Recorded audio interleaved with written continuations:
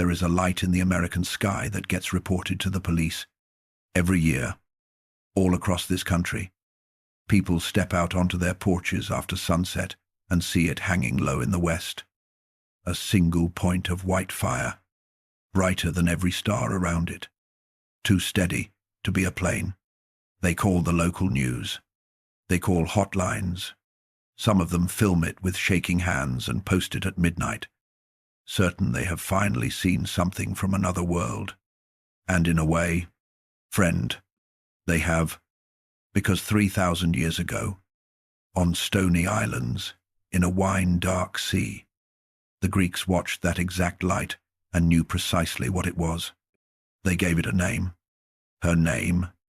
They said the brightest thing in the evening sky belonged to a goddess who was older than she looked, older than the gods themselves, if you did the arithmetic.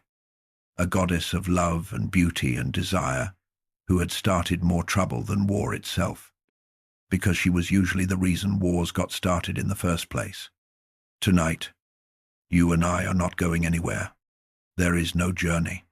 We are simply going to lie back under the sky, you and me, and keep watch while her star goes down in the west, and somewhere in the small hours comes up again in the east.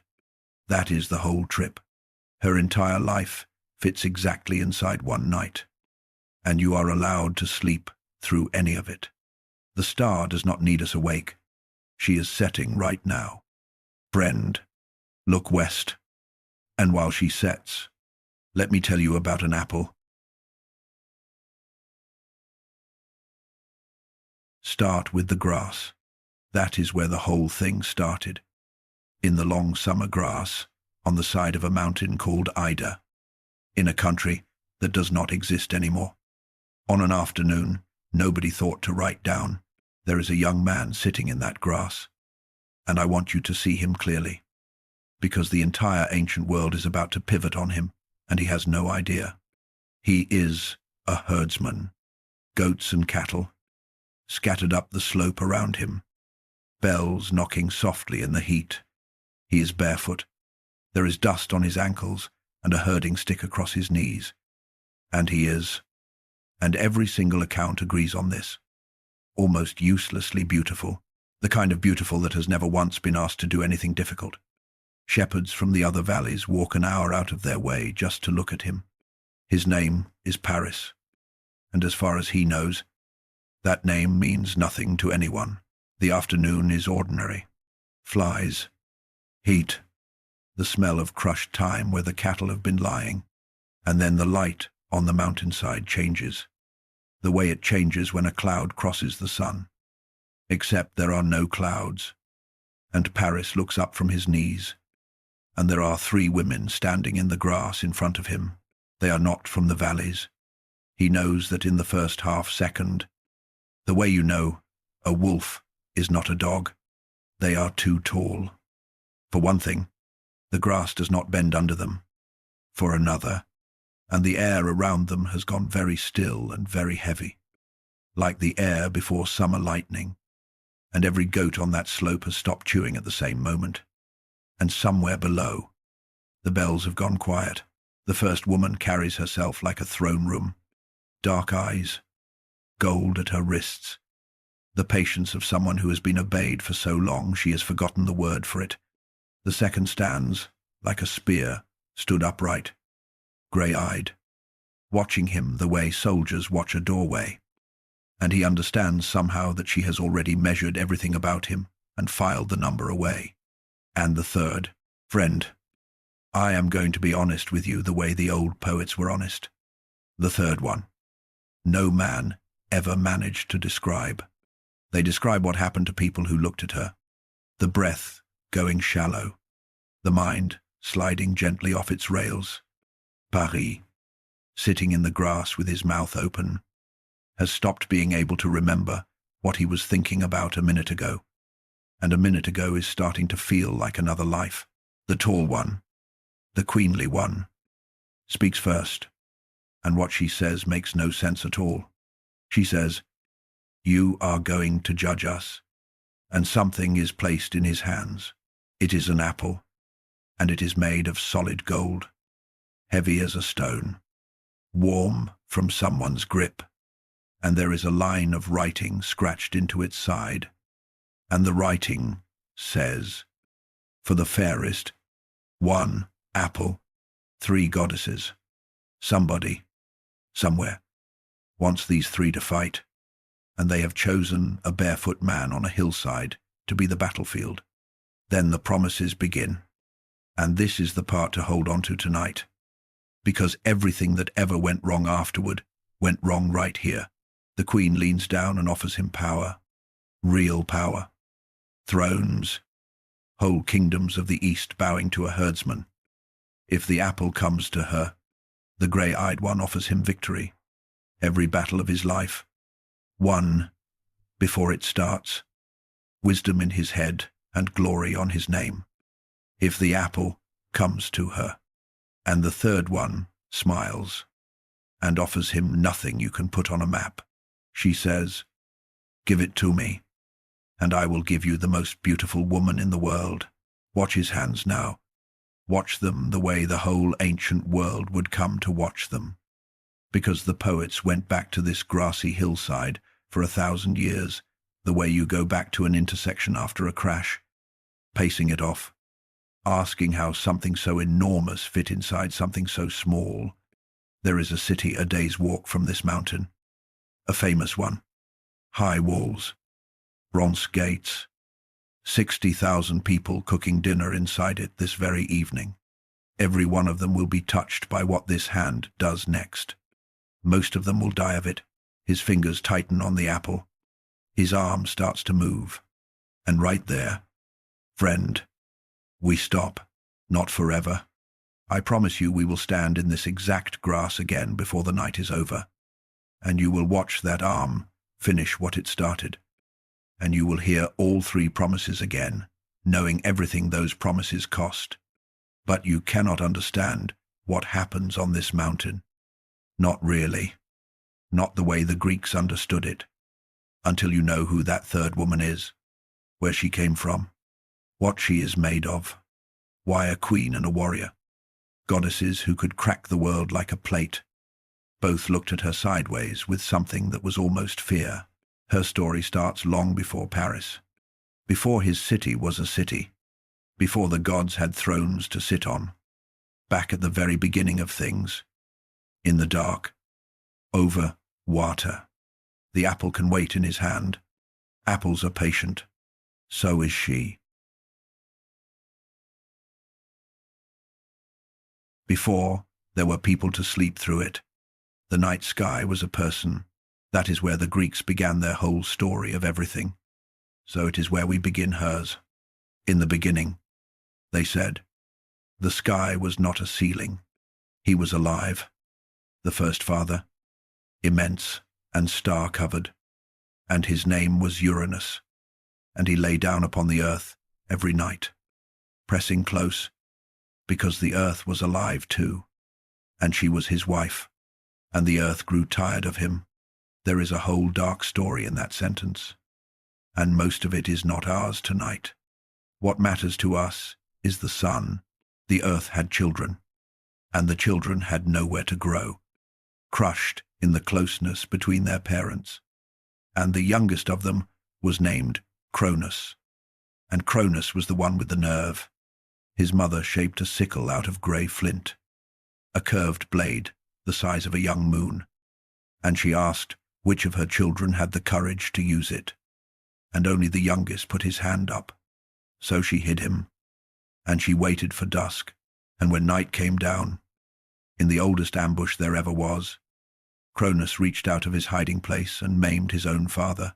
I will tell it the way the old poem tells it, which is quickly and without cruelty, because even the Greeks did not linger here. One stroke of the flint, a cry that must have bent the stars, and the sky, wounded, tore himself up and away from the earth, higher and higher, to the far cold distance where you see him tonight. And he never came down again. That is why the sky is up there. Friend, in the oldest Greek arithmetic, he is keeping his distance from his children. But something fell, In the dark of that first treachery, what the sickle took from the sky, God fell, turning through the night air, down, and struck the sea, and the sea took it, the way the sea takes everything, and closed over it, and any reasonable story would end the matter there. The sea did not end the matter. Where that immortal wound went under, the water began, very slowly, to change. A paleness spread on the surface, a circle of white foam, glowing faintly under the stars. And the foam did not scatter the way foam scatters. It gathered, it turned in a slow spiral, gleaming, thickening, and the old poem says it drifted like that for a long age, though whether that was centuries or a single held breath, nobody was left to measure. And then the foam opened, and a woman stood up out of the sea, grown, complete, standing upright on the water as though the water were a marble floor, with the foam still sliding off her shoulders, and her hair heavy and dark with salt, and her eyes already open. Nobody taught her to stand. Nobody named her, the way parents name a helpless thing. She simply arrived, finished, the way dawn arrives, and the sea, which had been rolling and restless all through that long age, went quiet around her feet, flat, polished, holding still, the way everything and everyone would eventually learn to hold still when she entered a room. The Greeks heard her whole beginning inside her name. Aphrodite, the foam-born, the one who rose from the white of the sea. Now stay with me one more minute before we follow her to shore, because there is a piece of strange arithmetic buried in this story, and I want to hand it to you now, quietly, while the night is young. Count the generations. Uranus, the wounded sky, was the grandfather of the gods, you know. His son was Cronus, the one with the sickle, and the son of Cronus, born long after this night on the water, was Zeus himself, the Thunder King, the ruler of Olympus, the one everybody calls the father of gods and men. But she did not come from Zeus.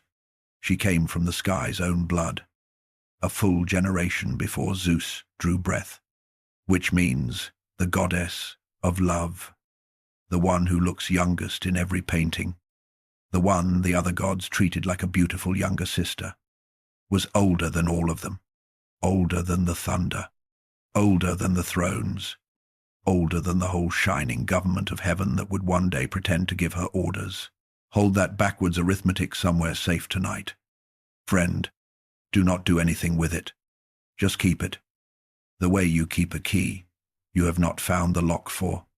At the very end of this night, in the grey hour, it is going to open one last door, and I promise you the door is worth it. Now, honesty, because this boat of a story only floats on honesty. That is one version of her birth. There is another, and it comes from no less a voice than Homer himself, the oldest poet with a name, and in his telling she is simply a daughter of Zeus, born to a quiet goddess called Dione. No sea, no sickle, no fouam, 2 birth certificates. Friend, for one goddess, and they do not agree. And here is the part I love. The Greeks kept both, side by side, for 1,000 years, in the same temples, and they refused to throw either one away, and they lost no sleep over it whatsoever. They were the most honest storytellers in the business. They knew that some things in this world have clean beginnings. You can write in a ledger, and some things do not, and love has never once been the first kind. Ask anyone who has fallen into it where exactly it started, and watch them fail to answer. Her 2 birthdays are that failure, written into scripture, but it is the sea story the ancient painters painted, and the sea story the sculptors carved, and the sea story that will matter tonight. So it is the sea we stay with. A woman standing on dark water in the small hours, made of foam and starlight and an old wound, with no mother to hold her and no father she would ever kneel to. The water began to move again, gently now, in long, slow swells, not carrying her anywhere against her will, escorting her. Somewhere, over the curve of the night sea, there was an island waiting, and beyond it another, greener one, and on those shores the world was about to find out what had just been born into it. She turned her face toward land, and the sea, flat as a held breath, began to bring her in. The first land ever to see her coming was a small rocky island called Cythera, off the southern tip of Greece, and the island held its breath and watched her pass. The old poem says she paused there, just long enough for the place to become holy forever, the way a chair becomes an heirloom, because somebody famous once sat in it. But Cythera was small and stony, and the sea kept moving under her, gently, in those long escorting swells, carrying her east across open water toward a bigger island, a green one, with copper in its hills and pines coming down almost to the beaches. Cyprus, remember the name, friend, because for the next 3,000 years, whenever anyone in the ancient world wanted to say her name without saying it, they would simply say the Cyprian, the way you might say the boss or the champ, and every single listener knew exactly who was meant. Dawn was coming up as she came in. I want you to see this arrival properly, because the ancients saw it so vividly, they never stopped painting it. And there is one detail they all agreed on, one detail that tells you everything about what had just entered the world. She stepped off the sea onto the sand, and where her foot came down, the ground answered. Grass rose up under her heel. Not later, not that spring, right then, in the print of her step, green blades pushing up through the salt sand where nothing green had any business growing. And as she walked up the beach, the flowers followed her, unrolling out of the bare ground on either side like a carpet being thrown down ahead of a queen. Roses and violets and crocus opening in the half-light, so that her first path across our world was a garden laid down one footstep at a time. The earth had been waiting a long age since the sky tore himself away, and something in the earth recognized what this was. Life had just walked ashore. Not life the way a biologist means it. Life the way it feels at 17 in late May. The pull of it, the ache in it, the whole green engine of wanting, wearing a body, leaving flowers in her footprints, and there were figures waiting for her on that beach, above the tide line, holding out folded cloth. The Greeks called them the Hore, the hours, the quiet goddesses of the seasons, the ones who make sure spring follows winter and that everything arrives when it should. Of course it was the hours who met her. Who else would be standing at the water's edge at exactly the right moment? Right timing is their entire profession, and no arrival in the history of the world was ever more on time than this one. The world was young, and finished, and empty in the one way that matters. Everything worked, and nothing wanted. And then the sea fixed that. They dried her, and dressed her. And what they dressed her in has kept painters busy ever since. Cloth soft as breath, dyed in the colors of the hour she arrived in, that rose and silver of first light on water, gold at her throat, gold in her ears, flowers threaded in the wet dark hair. And when they were done, the hours stepped back and looked at her.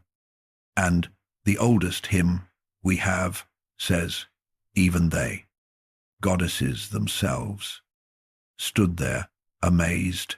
Now, while she is standing on that beach with the light coming up, let me hand you the little kit of images this whole night will be built from, because her story has a signature, a set of things that follow her through every tale, the way a melody follows a song, and you will want to recognize them when they come back around. The seashell. First, the scallop with its ribbed fan, the shape the painters put under her feet, the shell she rode ashore on, in the most famous picture of her ever made. And we will stand in front of that exact picture much later tonight, in a city that had not been imagined yet. The dove. Second, of all the birds in the sky, hers is the soft grey one that murmurs on courthouse ledges and telephone wires in every American town. The most harmless bird there is. Keep an eye on the distance between how gentle her bird is and how ungentle her stories get.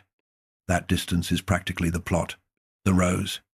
Third, hers from this very beach. And I will tell you now, friend, the rose does not stay this color. There is a morning far ahead of us tonight, hours and hours from here, when the rose changes. And the reason it changes is the saddest thing in her whole long life. Let the roses stay pale for now. Enjoy them while they are pale.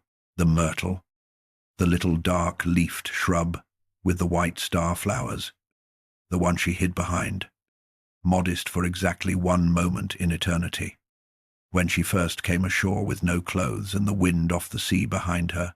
And last, the mirror, hand-sized, polished bronze, the sign of her that outlived every temple, because it is still printed on half the perfume bottles in America, a circle with a small cross beneath it. You have seen that symbol your whole life. Friend, it means woman. It means Venus. And it began as this, a goddess's hand mirror, the emblem of the one being in the universe who could look at her own reflection and see the single most powerful weapon in existence looking back. File the mirror away carefully. Late in this night, the mirror turns on her, and when it does, it will frighten her more than any spear ever managed. One more thing about this island, and I will keep it short, because it is a doorway we are only going to glance through tonight. Cyprus sits in the far eastern corner of the Greek Sea, the last stop before the coasts of Asia, and sailors had been putting in at its harbors for 1,000 years before this story was first sung in Greek. Those sailors came from Phoenicia, from Syria, from the river kingdoms beyond, and they carried their own goddesses with them. Older ones, Eastern ones, ladies of love and war, whose names were already ancient in cities, we now dig out of the desert, and, on Cyprus, at the water's edge, where east met west on the beach, all of that mixed into the worship of the foam-born lady of the island. The Greeks themselves half remembered it. Their own historians wrote that her oldest temples stood closer to the sunrise than to Greece. I'll leave it there. Friend, a door standing open at the edge of the story. Walk past it for now, but notice, as you pass, that the door is older than the house. By full morning, the island knew what it had, and the news went up. News like that always goes up. It travels beach to village, village to hilltop, hilltop to cloud, and somewhere above the clouds it reached the bright new palace of the gods, where the Thunder King and his shining family were still settling into their thrones. The paint barely dry on the universe as they had arranged it. Word came up the mountain that something had come out of the sea in the east, something that made flowers grow where it stepped, something that was. The messengers kept using the same helpless word, beautiful, and every god on that mountain heard it, and got curious, and curiosity, friend, was the last calm thing that ever happened to them. She looked north and west across the water, toward the mountain she could not see yet, where the family that thought of itself as the government of everything was waiting to meet her, and she smiled and started making them wait. The day she finally walked into the hall of Olympus, there was an argument going on. There was always an argument going on. A dozen hots, brand new to power, all related to each other, packed into one echoing marble hall on top of the highest mountain in the world. The Thunder King on his great chair, his queen beside him with her gold at her wrists, the sea god up visiting and complaining about something, the war god pacing by the columns because sitting still made his skin itch. A big, loud, dangerous family at the loud beginning of its story. And on this particular day, in the middle of somebody's shouted grievance, the doors at the far end of the hall swung open, and she came in, and the argument just died. Not wound down. Died. Mid-sentence. The way a radio dies when the power cuts. The old stories love this entrance, and so do I. Because nobody in that hall could have told you afterward what the fight had been about. The sea god forgot his complaint. The Queen of Heaven, who bowed her head for no one, found her chin dropping a fraction of an inch before she caught it.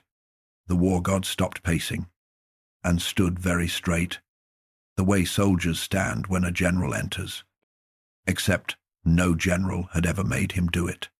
And the Thunder King himself, the ruler of everything, the god whose bolt could split a mountain like kindling, tightened his grip on the arm of his throne. And the old poets, bless their honesty, tell us exactly why. He was steadying himself. Every one of those gods owned a power. That was the whole basis of the family business. The king had the thunder. And thunder is persuasive. Friend, thunder can flatten a city. But thunder has never once made anybody want anything. Fear something. Yes, want something. Never.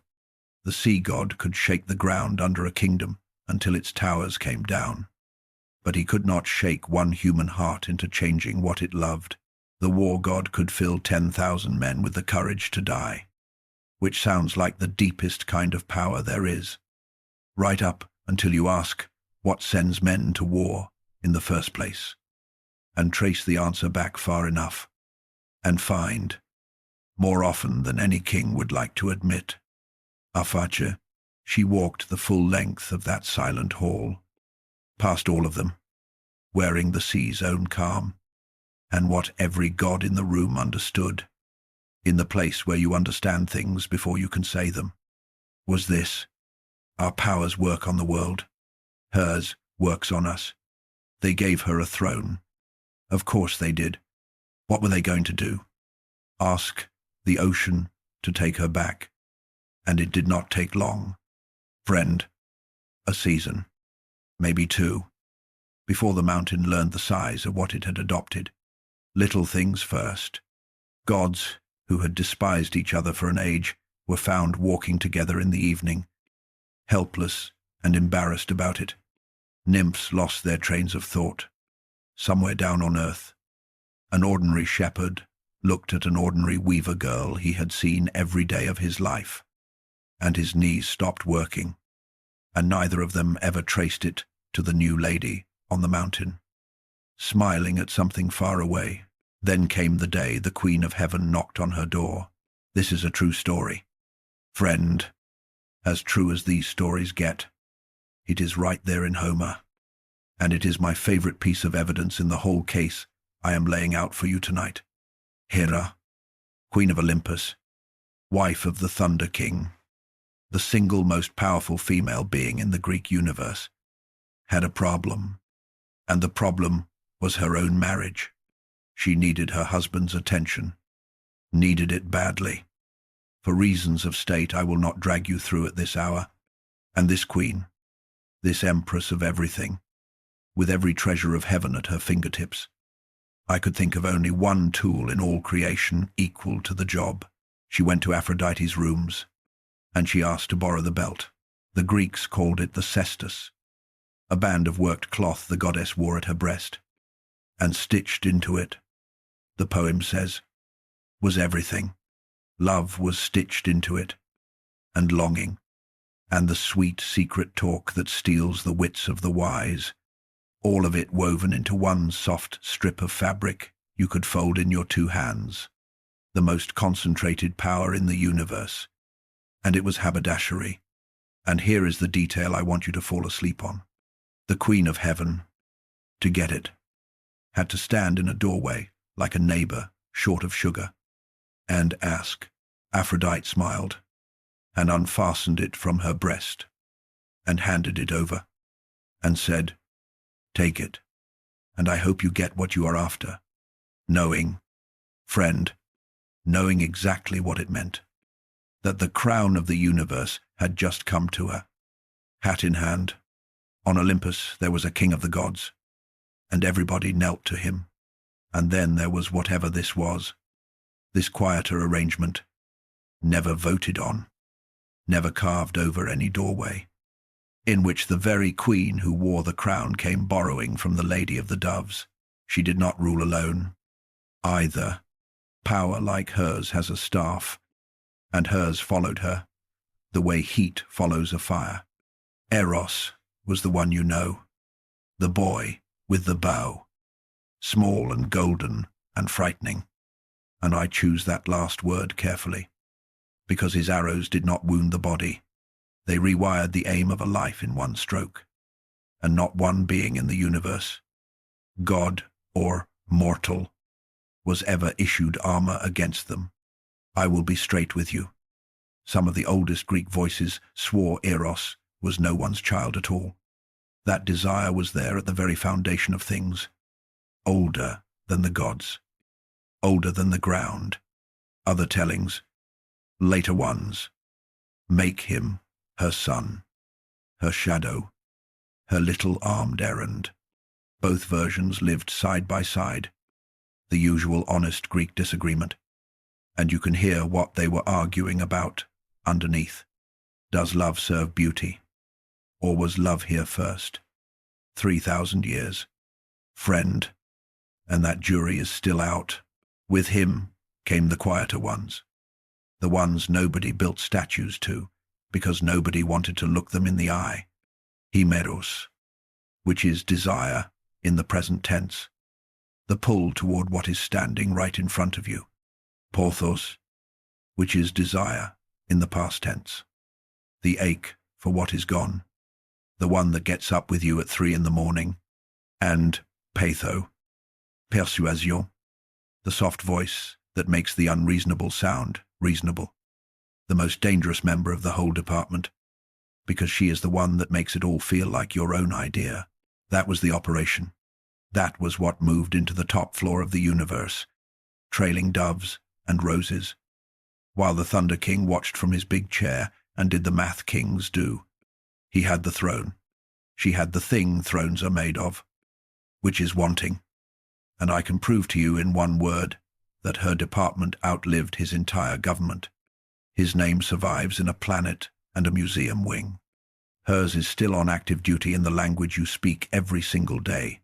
When Americans want to say that something stirs desire itself, the word they reach for, without thinking, without knowing they are doing it, is Aphrodisiacs. Her name, friend, still clocking in. 3,000 years after the last temple closed, so there she sat, at the high table of the universe, the youngest face in the family portrait and the oldest blood in the room, holding a power that outranked the crown and answered to nothing. And now, friend, come back to the grass with me for one moment. Come back out under our sky.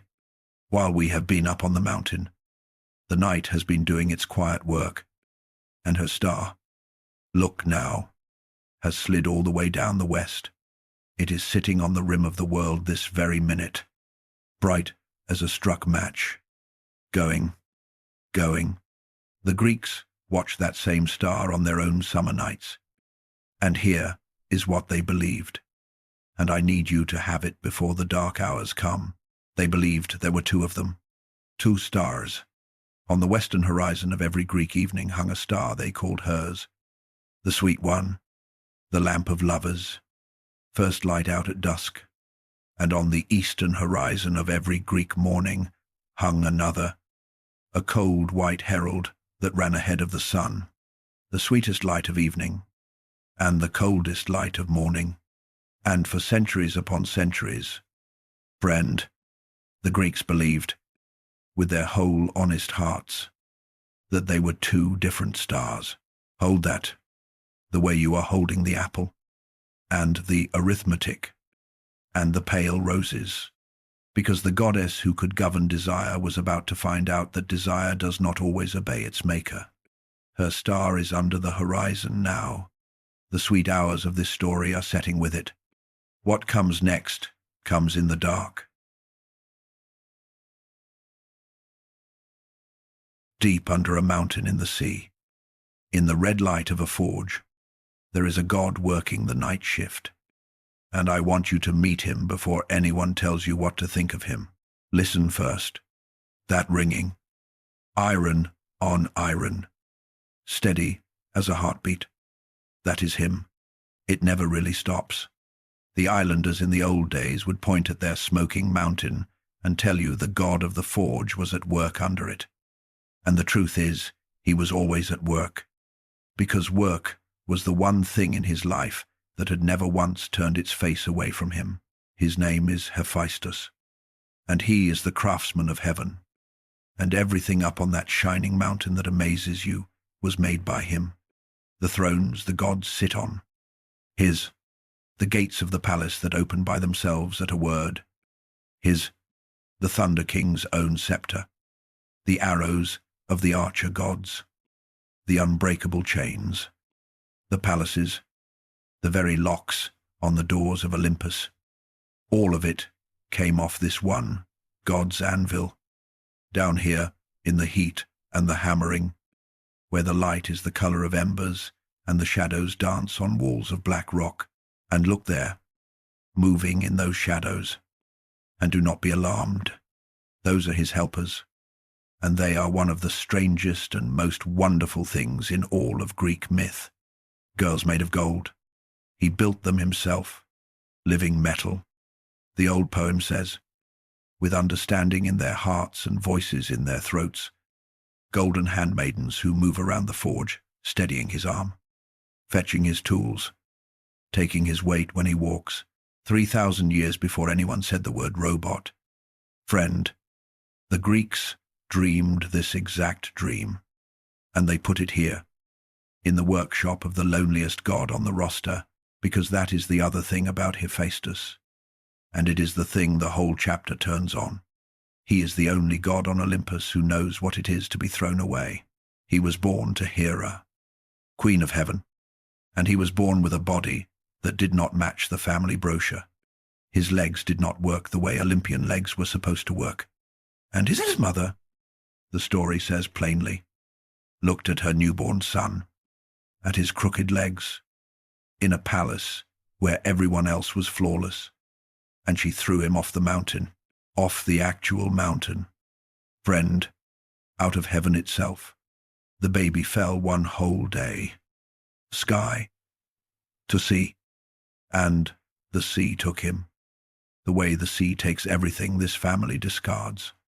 And two kind goddesses of the deep found him and raised him in a cave under the water.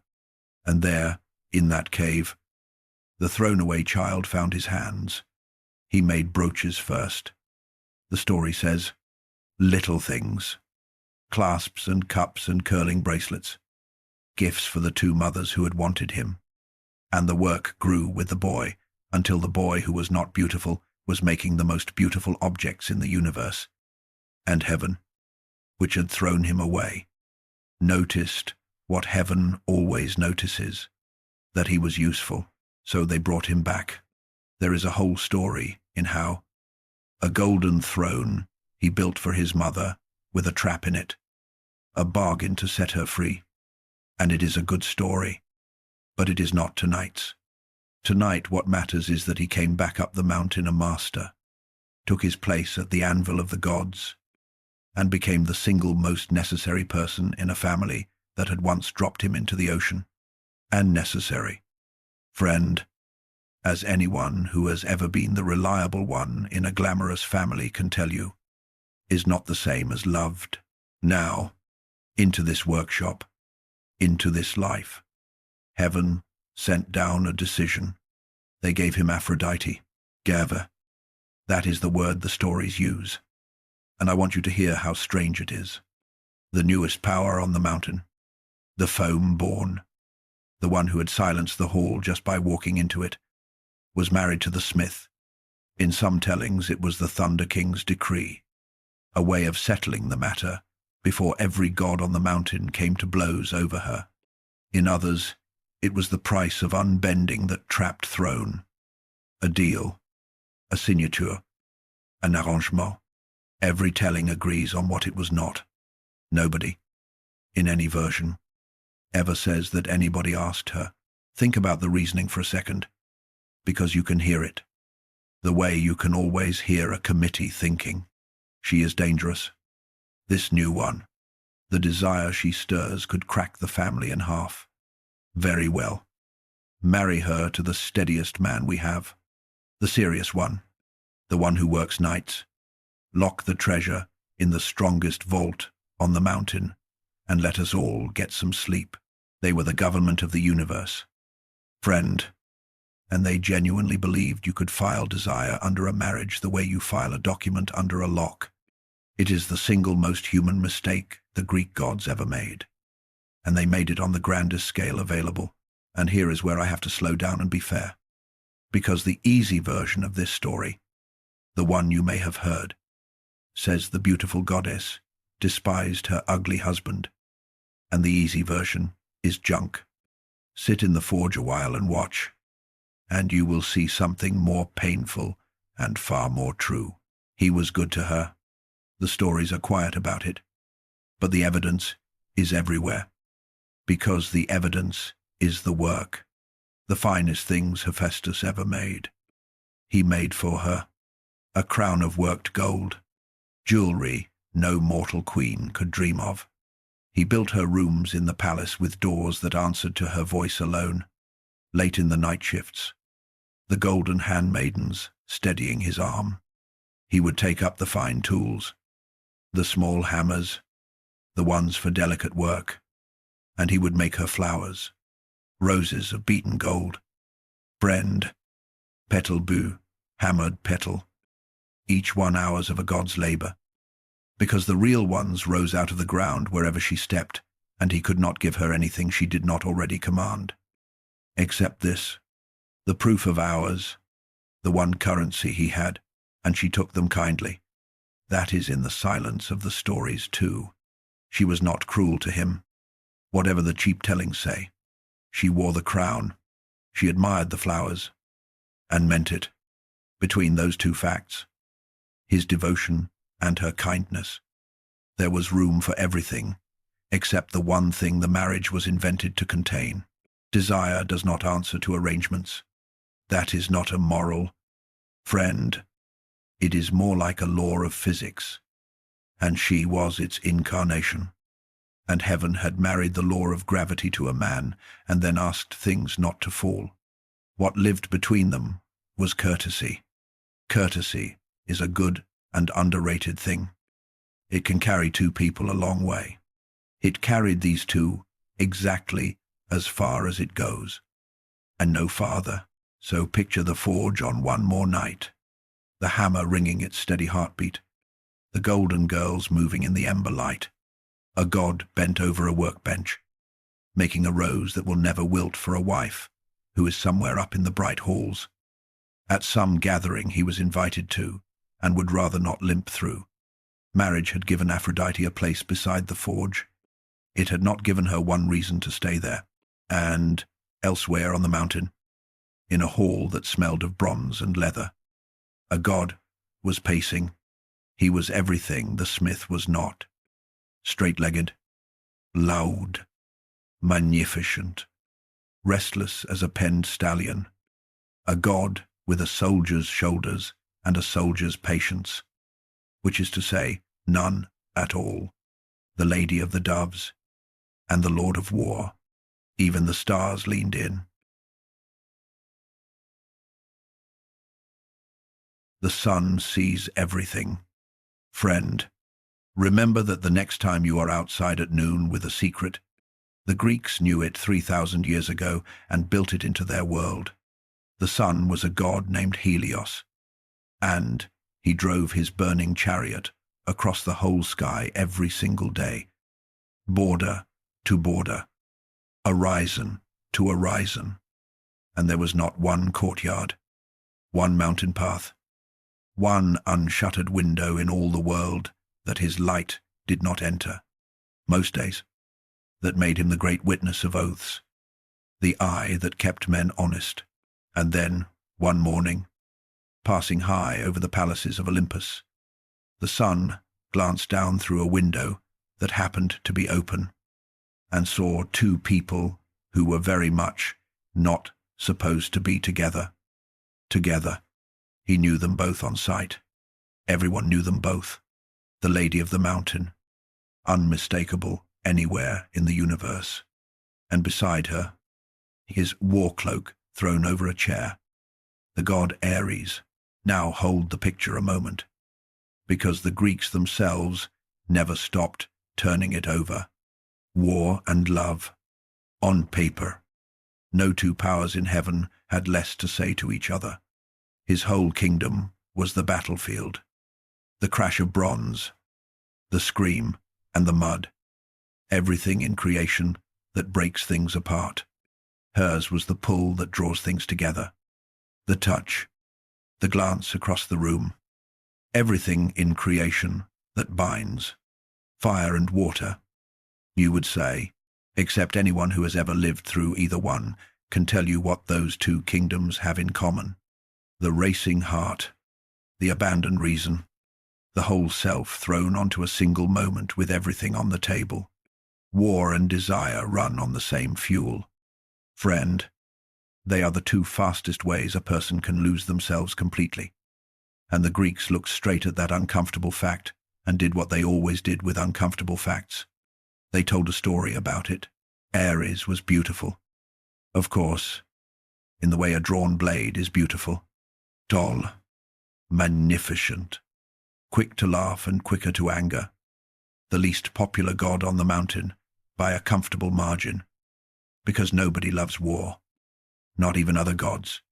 He was rash where she was patient, loud where she was quiet, and utterly, helplessly hers from the first time she looked at him, which may have been the only campaign of his existence he never stood a chance in. So, there was an open window, and there was the sun. Helios did not gossip idly. What he had seen, he carried across the sky all day like a hot coal, and at evening he brought it where the old rules said it belonged. He went to the husband, down to the forge, into the ember light, where the hammer was ringing its steady heartbeat, and the hammer stopped, and the sun told the smith what the sun had seen, and left. I want you to watch Hephaestus in this moment, because what he does next is the whole measure of the god. He did not roar. He did not go up the mountain with fire in his fists, and break furniture, and demand a reckoning in front of the family. Rage was his brother's language, his rival's language, and it was a language for gods with straight legs and easy lives. Hephaestus stood in the quiet where the hammering had been. For a long time, the golden handmaidens gone still around him. Then he turned back to his anvil and began to build something no eye could see.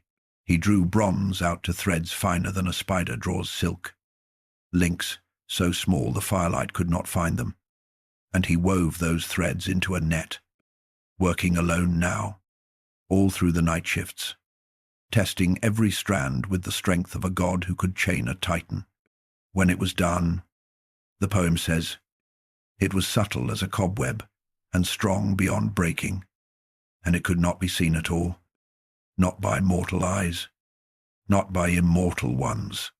The finest thing, the finest craftsman in the universe ever made. Friend, and he made it out of heartbreak, and he made it to catch his own wife. He carried it up to their bedchamber and hung it from the roof beams over the bed, draping it down the posts, invisible, patient. Then he announced, in everyone's hearing, that he was leaving for Lemnos, his favorite island, the place of his own people, and off he limped, down the mountain, a husband departing on business, as visible as he could make himself. You know what happened. Everyone always knows what happens. Word moved. A door opened, and the war god came in, half out of his armor and all out of his wits, and the two of them lay down laughing in the one bed in the universe they should never have chosen. The net fell. It fell soft as a shadow and closed like a fist, and the more they fought it, the closer it held them. Bronze thread against a war god's whole strength, and not one link so much as sighing. They could not rise. They could not part. They could barely turn their heads. And while they lay there tangled, the door opened, and the light of the doorway framed the husband. He had never gone to Lemnos. And behind him, friend, came everybody. He had shouted for them, up and down the halls of heaven, called every god on the mountain to come and see. And they came, crowding the doorway, spilling into the room. The sea god, the messenger, the archer, the whole shining family, staring at the two most magnificent beings in the universe, wrapped helpless in a net over a rumpled bed. And then the sound started. The sound the poem calls unquenchable laughter. The laughter of the gods, rolling out of that bedchamber and down the corridors of heaven. Stay with the two inside the net a moment, because the easy telling plays this scene for farce, and the real one is colder than that, being laughed at. Friend, there are gods in that doorway she had silenced with one entrance, and they are laughing at her. Ares, who had never in his existence been pinned by anything, is pinned in front of his entire family, and the family is delighted. The Greeks understood exactly what they were staging here. There is no armor against ridicule, even for the two powers that between them could account for most of history. There was no armor made. The goddesses, the poem notes quietly, stayed away. Modesty. It says, make of that what you like. But the ones laughing in that doorway were all male, and one of them elbowed the messenger god and asked, joking, whether he would trade places with Ares, net and shame and all. And the messenger laughed that he would take 3 nets and welcome. Male laughter. Friend, at her expense. She never forgot the sound of it. Neither, I think, should we. It was the sea god, of all of them, who ended it, the old lord of the deep, standing in that doorway, did not find it funny, and he leaned on the smith with the weight of the elder gods, and he stood, guarantee, a formal pledge. The damages would be paid.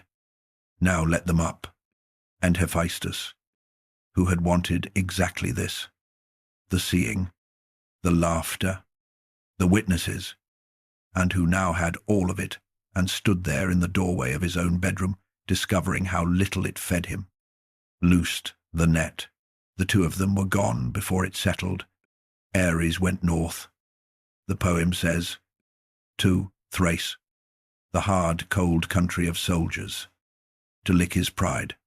And she went home, not to the forge, home, south and east over the water, to Cyprus, to the island of the footprint flowers, where the Graces bathed her and dressed her and anointed her with the oil the gods use, and made her new again by the shore where she first came in. The sea does not laugh at her. Friend, it never has, and the strangest thing is what did not happen next. No thunderbolt fell. No exile was decreed. Heaven filed the whole affair away and moved on.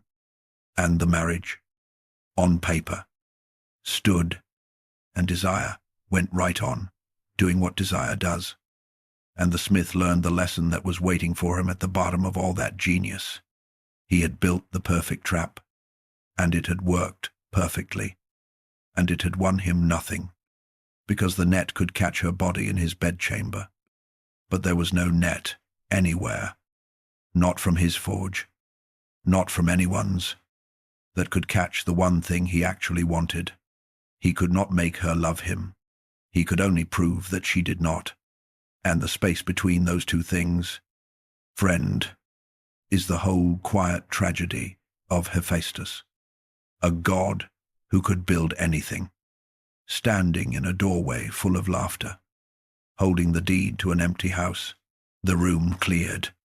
In time, the laughter wandered off down the halls to become the mountain's favorite story. And up in the beams of the empty bedchamber the great net hung slack in the lamplight, the masterpiece of the finest craftsman who ever lived.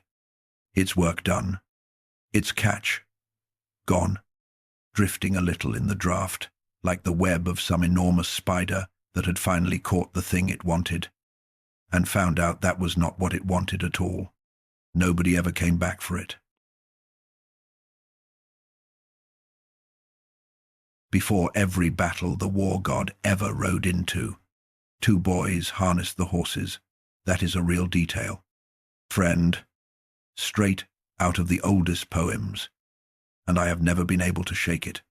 Down on some grey plain at dawn, with two armies stretching out of sight in either direction, and the ravens already gathering, the war god's chariot stands waiting, and the horses stamp and blow, and two young gods move around them in the half-light, buckling the traces, checking the bits, readying their father's ride, the way farm kids ready a tractor before the sun is properly up.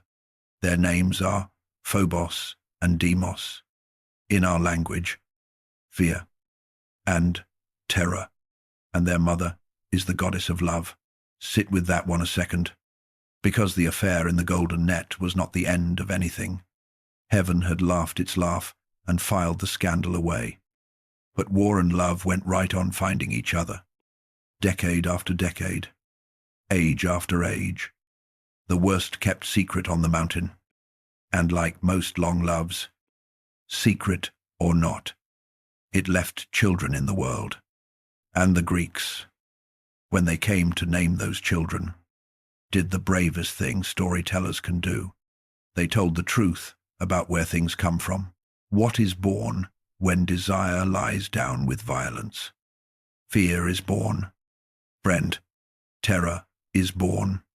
Every soldier who ever stood in a line at dawn with his knees going to water has met those two boys personally. The Greeks did not pretend the sons of such a mother would come out gentle, would take after her doves and her roses. They looked with clear eyes at what happens where passion and destruction share a bed, and they wrote the birth certificates accordingly. And if the story stopped there, it would be a bleak little sermon, and I would not be telling it to you at bedtime. The story does not stop there, because the same bed, the same impossible pairing, made a daughter, and they named her Harmonia. Harmony, the power that tunes clashing things to one another, that takes two notes at war and finds the chord. Fear, terror, and harmony, one household, one mother, and there is no tidy moral in it. Friend, there is just the oldest observation in the world. The house of love with war has more than one door, and you do not get to know in advance which one opens for you. It is Harmonia the rest of this chapter belongs to, because when she came of age, heaven did something it almost never does. It threw a wedding on earth. Her groom was a mortal man named Cadmus, and he was worth the honor. A dragon slayer, a city founder, the king who raised the walls of Thebes, which would grow into one of the great names of Greece. And when he married the daughter of love and war, the whole family came down. The gods of Olympus. Friend, in the streets of a human town, at a mortal man's wedding. It happened, the poets swear, only a handful of times in all the ages, and the gods came bearing gifts, and the muses themselves sang, and for one evening the two worlds, the shining one and the dying one, sat at the same long table, and it was the loveliest night anyone could remember. Now watch the gifts, one gift in particular, because it came from the one god in the family with the most complicated heart on this particular occasion. Think about where Hephaestus is standing tonight. The smith, the husband, the god of the empty house, at the wedding of a daughter his wife made with the very god she shamed him with. The laughter in that long-ago doorway has faded, and here is its echo, wearing a bridal crown, radiant, innocent, guilty of nothing but her own parentage, and Hephaestus has brought her a present. And it is, everyone agrees, the most beautiful thing anyone has ever seen. A necklace, gold, worked as only he could work it. Two serpents whose tails clasped, set with jewels that seemed to carry their own light. A masterpiece, even by the standard of the god whose ordinary work furnished heaven. It made the bride more beautiful still, which should not have been possible. She wore it that night, with her whole young face shining, and the gods raised their cups to the couple, and nobody, in all that shining company, said a word about what the smith had folded into the gold. The old stories differ, friend, on whether he cursed it outright, or whether his grief simply soaked into the metal the way smoke soaks into timber. They do not differ on what happened. The necklace of Harmonia would outlive its bride, and it would pass down through the royal house of Thebes, generation to generation, gleaming, treasured, and every single hand it came to, it ruined. Queens who wore it buried their children. Kings who kept it lost their thrones and their eyes and their names. Wars were lit over it. For 5 generations, the most beautiful object in Greece moved through that family like a slow fire through a house. So passionate, so lovely, that no one ever thought to blame the gift itself. And the story of Thebes, which is the darkest great story the Greeks ever told, is strung on that necklace like beads on a wire. Here is the piece to carry with you, friend, and then we will let the wedding music play the family off to bed. The deadliest thing at that wedding did not look like a weapon. It looked like the best gift on the table. It was gorgeous. It was priceless.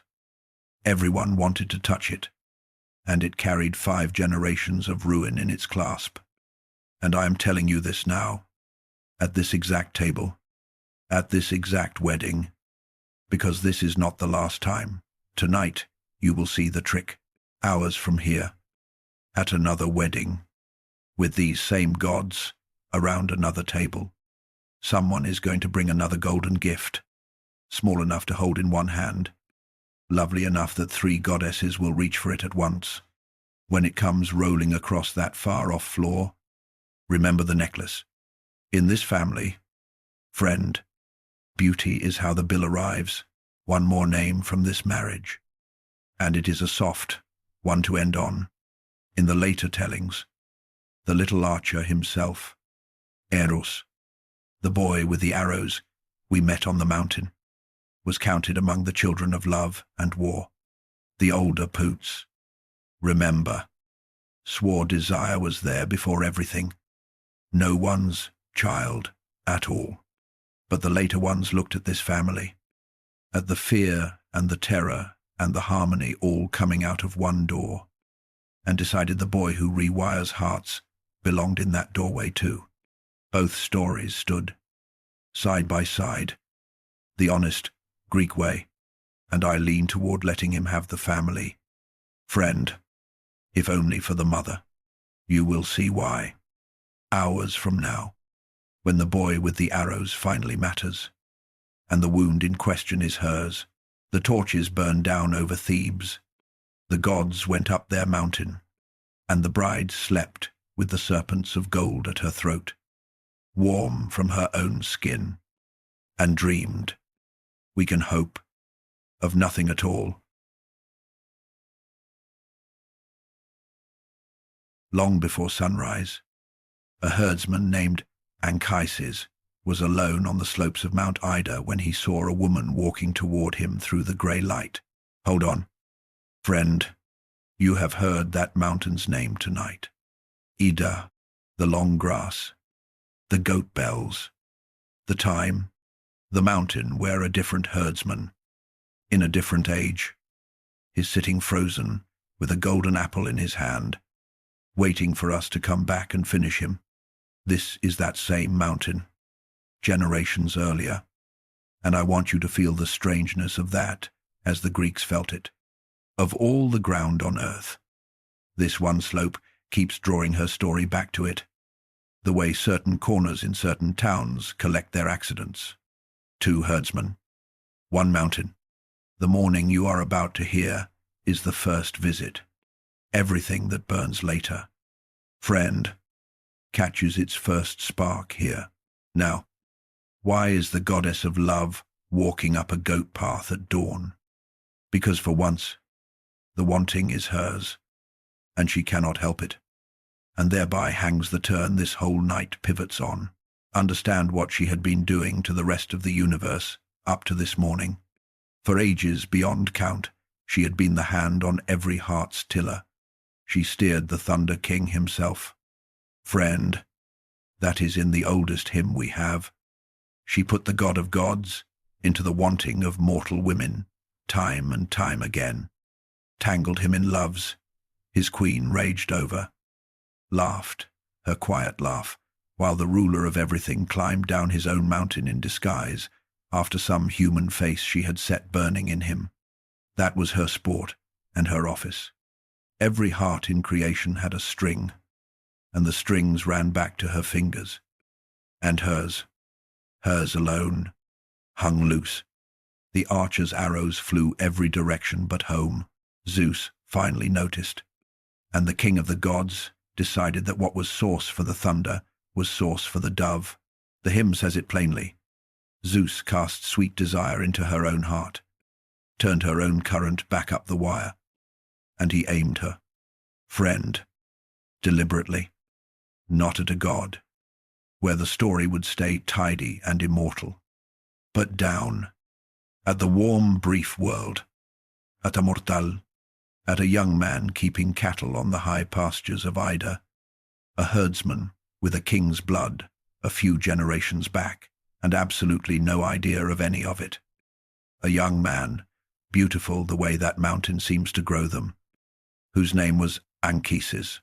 She saw him from the air, the hymn says, and the seeing was enough. The pull she had dealt out to every being in the universe closed on her own heart like a hand, and she learned in one breath what all of them had learned at her pleasure, that it does not ask, that it does not wait, that it does not care in the slightest who you are. What she did next tells you everything, friend, so watch it closely. She did not descend on him in glory, wrapped in light, the way gods take what they want. She went home to Cyprus first, to her own temple, and the Graces bathed her and dressed her, and she came back to Ida as the sun came up, and she came in disguise. She dimmed herself, folded the goddess away, pulled on the shape of a mortal girl, a princess by her clothes, fine, but human, gold at the throat but dust possible on the hem, and she walked up that goat path on her own 2 feet, through the grey light, wearing the one costume she had never worn in her existence, someone who could be turned away. Think what that means, friend. For a being like her, every door in creation opened for her. Every eye that fell on her surrendered. She had never once stood before another person and not known how it would go. And here she came up a cattle path at dawn, heart hammering in a borrowed shape, to stand in front of a sunburned boy with straw in his hair, holding the one thing she had never held in her hands before. Which is the question, the terrible, wonderful, mortal question. What if he says no? He did not say no. Friend, he nearly said run. Anchises looked up from his fire, and the hymn gives us his whole reaction, and it is wonderfully, painfully human. He saw a girl, too lovely for the mountainside, standing in the smoke of his campfire in the half-dark, and his first thought was the correct one. He blurted out a prayer. He took her for a goddess and started promising altars. And she, the actual goddess, in the most humanly awkward scene the hymns ever recorded. Talked him out of the truth, put her borrowed eyes down and spun him a story. A mortal story. I am a king's daughter from over the hills, carried off by the messenger god and set down on your mountain, told to be your bride. Take me in, she said. Introduce me to your family. I am only a girl, and I am cold.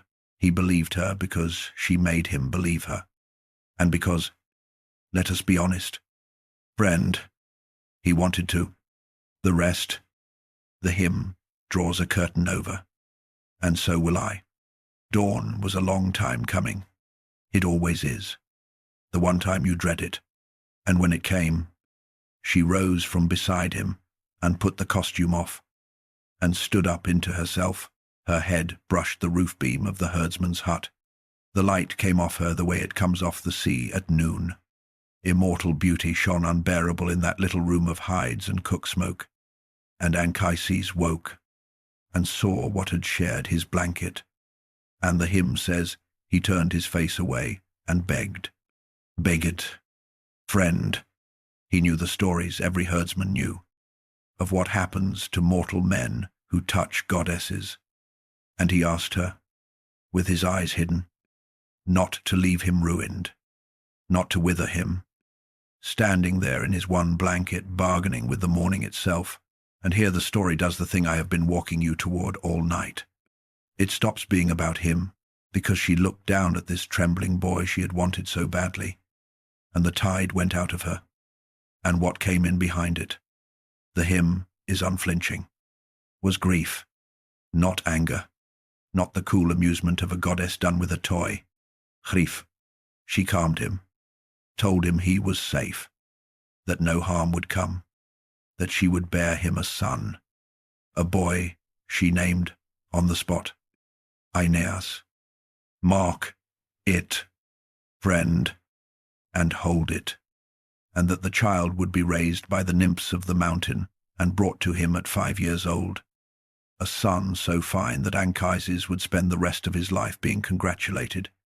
All good news, all gently said, and underneath it, in the same breath, the truth came out of her almost against her will, and it is one of the saddest speeches in all of Greek poetry. She told him what she saw when she looked at him. She saw the shape of the years. She saw the straight back curving, the gold hair going ash, the strength she had crossed the sky for ebbing out of him season by season. Mortal age, pitiless age, coming for that face the way weather comes for a cliff. Gods cannot follow where you are going, she told him, more or less, and I cannot hold what I cannot keep. And from this morning on, my name in your mouth is a danger to you. Never say it, she told him. Never boast of this. Call the boy's mother a mountain nymph and keep the secret to your grave, or the thunder finds you. And then she was gone, up into the wind, off the peaks, and the hut was just a hut again, and the fire was out. Friend, do you see what happened on that mountain? For one night, the power that had governed every heart in creation was on the receiving end of itself, and it discovered what every mortal who ever loved has always known and never once been able to fix, that wanting and keeping are two different kingdoms, that you can hold the whole world's desire in your hands and still not be able to hold back one grey hair on one beloved head. Every human being who has ever watched a parent age, or loved someone the years were visibly taking, has stood exactly where the goddess stood in that doorway at dawn. She had finally caught the fever she carried, and the fever's other name, the name the Greeks were too honest to hide, is loss on a delay. She went up from Ida into the morning sky, and did not look back, because looking back is for beings who are allowed to change things. But she left something behind on that mountain, friend, growing, in a cave of the nymphs, under a name that means sorrow, and in 9 months, the whole rest of this story would have a face. High on the shoulder of Mount Ida there is a cave behind a waterfall, and inside it, in a cradle of woven mountain grass, a baby is sleeping, and the ladies leaning over him are not human. They are the nymphs of the mountain, the shy immortals of the pines and the cold springs, and the old hymn gives them one of the loveliest and strangest retirements in mythology. Each of them is born when a pine tree is born, somewhere on the high slopes, and each of them lives exactly as long as her tree, centuries on centuries. And when the tree finally dies on the mountainside, its lady dies with it, wherever she is, beings made of long time, friend, but not endless time, halfway things, hung between the brief people of the valleys and the forever people of the sky. And that is precisely why she chose them. Because think about the problem the goddess was holding. That morning she rose out of the herdsman's doorway into the wind. She was carrying a child, and there was nowhere in the universe for him to be. She could not take him up the mountain. Understand that clearly, friend, because it is the quiet cruelty this whole chapter turns on. Olympus is not a neighborhood. It is a category, and her son was not going to qualify. Half of him was Anchises, warm, mortal, dying Anchises, and heaven does not issue visas to the dying. There would be no throne for the boy, no cup of the god's own wine, no seat at that loud family table. The blood of the sky ran in him. One generation of forever folded into his veins, and it would buy him exactly nothing. No extra summer. No, pardon. Nothing but a certain shine on him that other men would notice and not be able to name. And she could not keep him herself. What was she going to do? Friend, raise him in the sea foam. Carry a nursing infant through the perfumed halls where she held her office, the office being desire itself, while the whole laughing family watched the goddess of love learn to warm goat milk. The stories do not even bother to raise the possibility. Gods do not raise their half-mortal children. It is one of the oldest rules on the books. And like most of the oldest rules, nobody remembers voting on it, and nobody dares repeal it. So she did what the rule left her. She carried her son to the halfway people, the nymphs of his father's own mountain, the long-lived ladies of the pines, and she put him in their arms. And they took him behind the waterfall into the green light and raised him on honey and spring water and the milk of the high pastures. And he grew up wild and healthy and happy, a boy of the mountain, with lions for neighbors and immortals for aunts. And his mother came to see him the way the stars come to see us. Friend, from a distance, on a schedule, shining, and never once close enough to touch. That is not in any single line of the hymn. I will be honest with you. It is in all of them together. She knew his growing the way you know a story someone else is telling you. She counted his years from across the sky, somewhere below her, on the brown flank of Ida. Her son took his first steps, holding a nymph's finger, and said his first word to a waterfall, and none of it, not 1 hour of it, was hers. The goddess who could summon any heart in creation to her side had exactly one heart in all the world she could not go to, because her nearness was a danger to it, and it was the small, stubborn heart she had made herself. At 5 years old, as promised, the nymphs washed him and combed him and led him down the goat paths to his father's door, and Anchises, who had spent 5 years wondering if that impossible morning had been a dream, opened the door to a small boy with his own jaw and his mother's unmistakable eyes. And the mountain nymphs said, "This is your son. Raise him now," and melted back into the pines. He raised him well. Give the man that. The boy learned cattle and horses and the spear, learned the names of his ancestors, kings of that country, back when the country was young, and he grew up straight and steady, and strangely serious. The way children grow, when there is a secret in the house they can feel but never find. The neighbors would ask, "Whose eyes does the boy have?" And Anchises would say, "His mother was a nymph of the mountain. She went back to her waterfall and pour more wine," and change the subject. "Ah, friend, the wine, you already see it coming."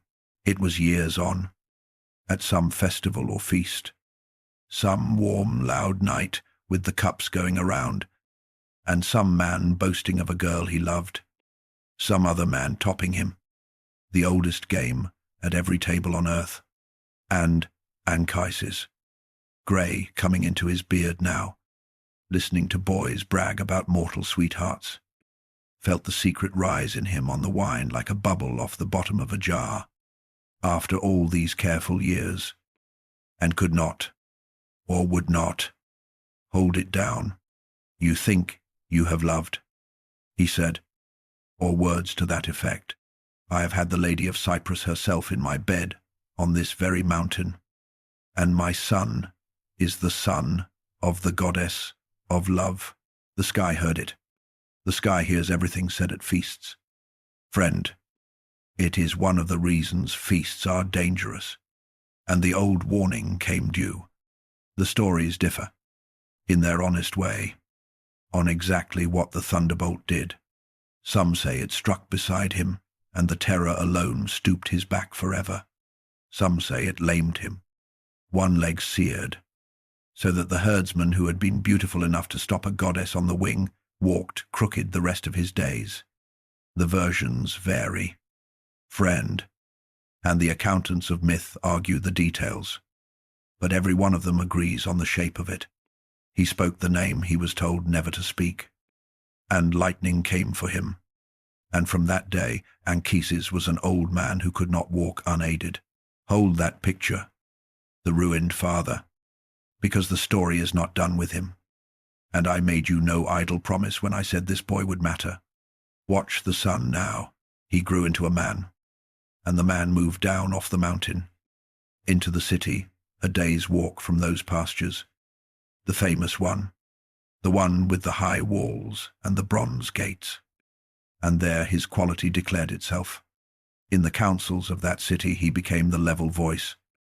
The prince-men trusted precisely because he wanted nothing. He was pious. The poets keep using that word for him, and they mean a man who paid what he owed to the gods, to his father, to his people, all three, all the way, every time, among the princes of that glittering city, full of handsome talkers. He was the one who carried things. Remember that trait. Friend, of everything I could tell you about him, that is the one to keep. He was the prince who carried things. His name was Aeneas. And now I will keep the promise I made you on the mountain and tell you what the name means. Because his mother named him in the doorway of that hut, with the grief still wet in her, and she did not reach for a lucky name, or a kingly name. There is an old Greek word, Aeneas, and it means terrible, dreadful, a pain past bearing, and she took her own heartbreak and hung it around the baby's neck as his name. Aeneas, more or less. Friend, the child of my terrible sorrow. Some mothers stitch a name into a blanket. This one stitched hers out of the one thread she had. So mark him, and mark him well, because here is my promise, made in the open where you can hold me to it, hours from now. At the bottom of this night, the greatest city of this whole story is going to burn. You have been hearing its footsteps since the first chapter, and when that fire comes, when the towers you have not yet seen fall into streets you have not yet walked, watch for this man, because the whole future of his mother's bloodline, and I mean a future so large you are living in the echo of it, friend, walks out of that fire on this man's back. She could not keep him. That was the sentence, the oldest rule handed down, and she served it in full, from across the sky. But what she could not keep, friend, she never once stopped guarding. File that under her name. The proof of it is coming.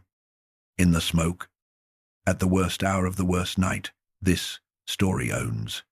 The boy is a man now, and safe, and far from here, the mountain, though the mountain is about to be needed again. It started with a scratch, of all the ways the saddest story of her long life could have begun. Friend, it began with her own son being clumsy, the boy with the bow, Aeneas, the little archer whose arrows rewire the aim of a life, was leaning in one day to kiss his mother, the way boys lean in, all elbows and equipment, and one arrow standing up out of his quiver grazed her breast. A scratch, barely a line on the skin of a goddess, the kind of little hurt you rub once and forget. She pushed him off, laughing, the old poet says, and told him it was nothing. It was not nothing, because the wound of that particular archer does not work on the skin. It works on the eyes, on whatever the eyes fall on while the scratch is fresh. And her eyes, in exactly that unlucky hour, fell on a young man. His name was Adonis.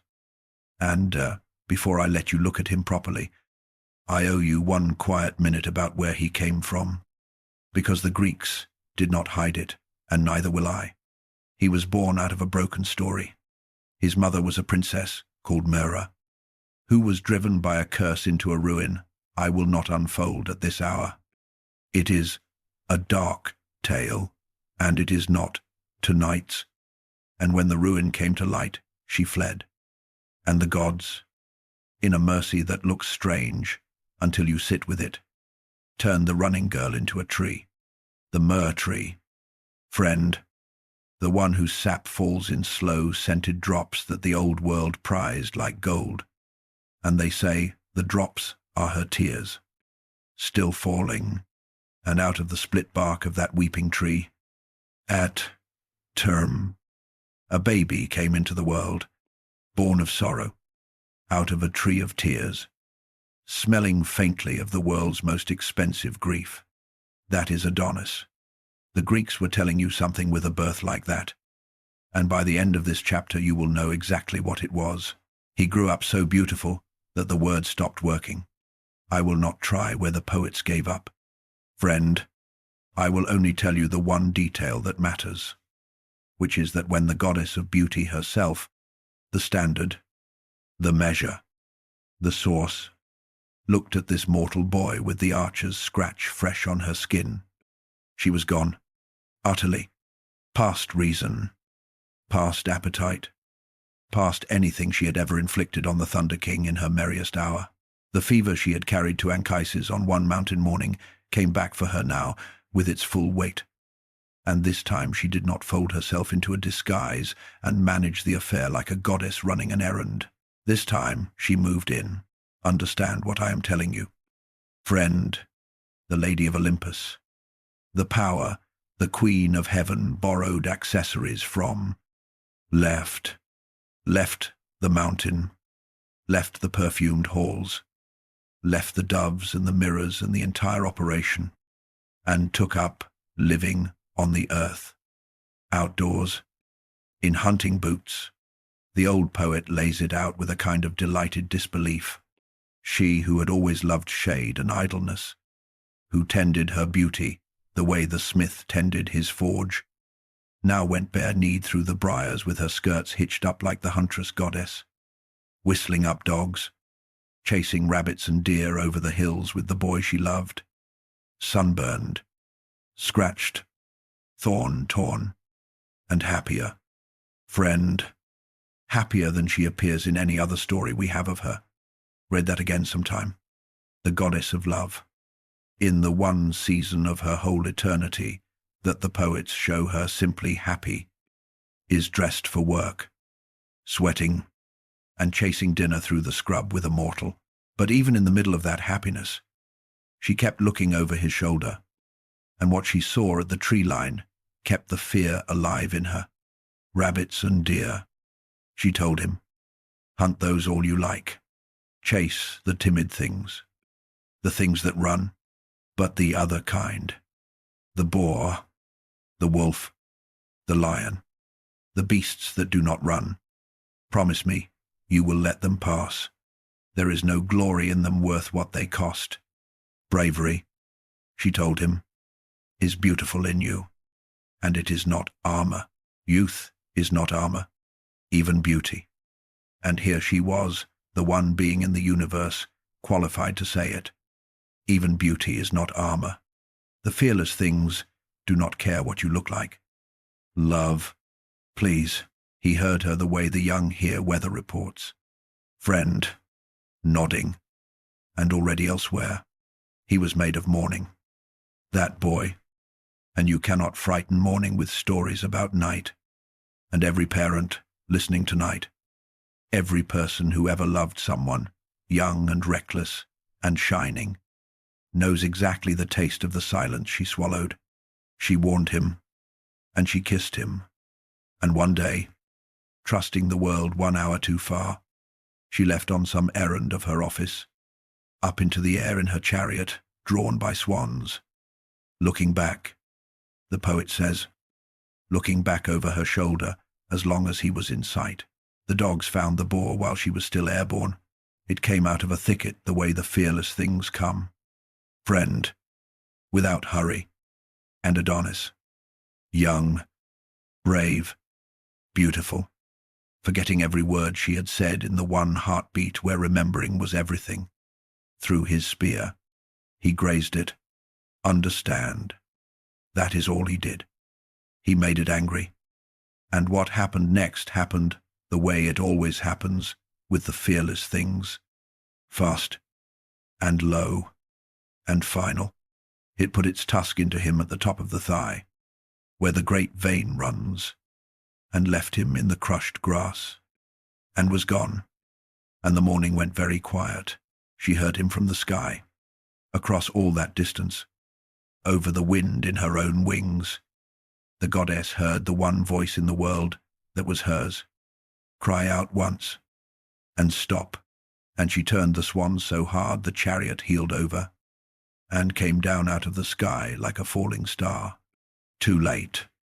Friend, you knew it already. She knew it from the air. What she found in the grass, I will let the old poet keep. Except for this. She came down, running before the chariot touched, through the briars, and the briars took their toll of her too.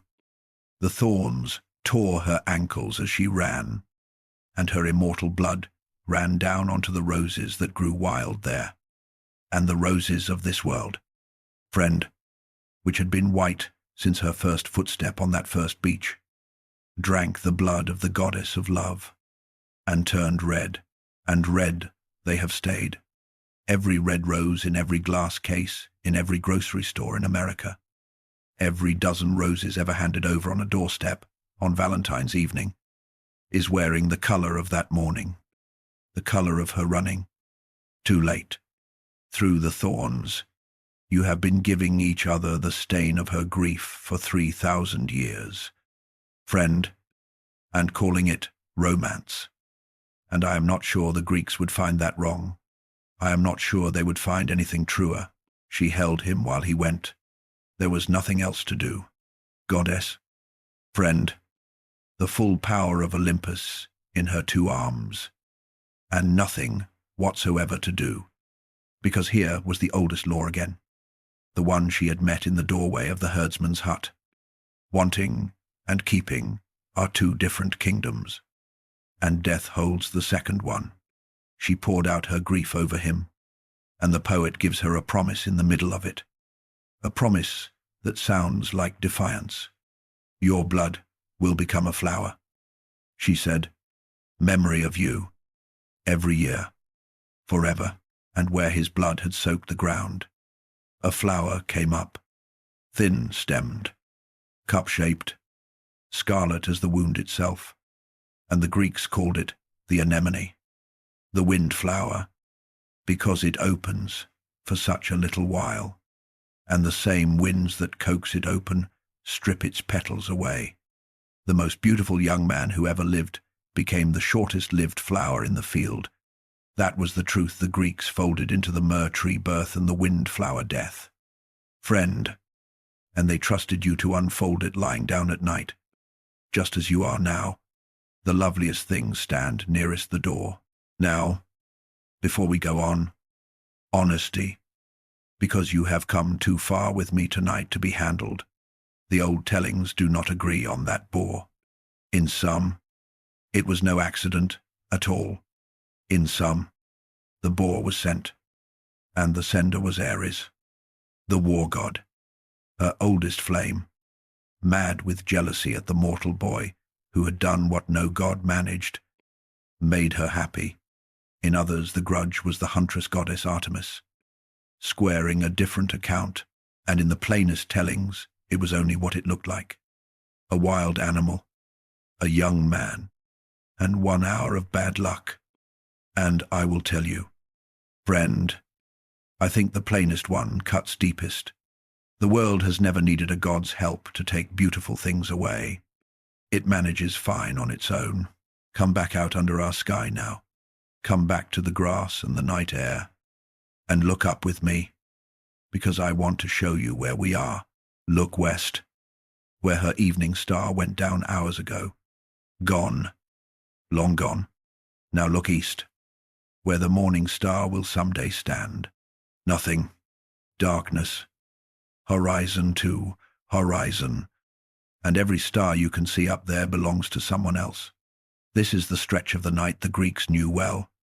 Friend, the hollow middle, when the sweet star of evening has set and the cold star of morning has not risen, and neither of her lights is anywhere in the sky. 2 stars, they believed, one that blessed, one that burned, the gentlest light in the sky and the coldest, and it would take the wisest of them a very long time to learn the truth about those 2 lights. And we are not ready for the truth yet either. The dark hours of her story are not over. Friend, there is a bandaged husband behind us, and a dead boy in the flowers, and ahead of us, still far off but coming, there is a whisper of smoke, but you may sleep through any of it. Remember, that was our arrangement. The morning star has never once needed us awake to rise. On the island of Cyprus, her own island, in a workshop smelling of stone dust and lamp oil, a man is eating dinner with a statue. I want you to see this exactly, friend, because the detail is real, and it is the whole story in miniature. The man is a sculptor, the finest on the island, maybe the finest alive. His name is Pygmalion. The evening meal sits on a low table.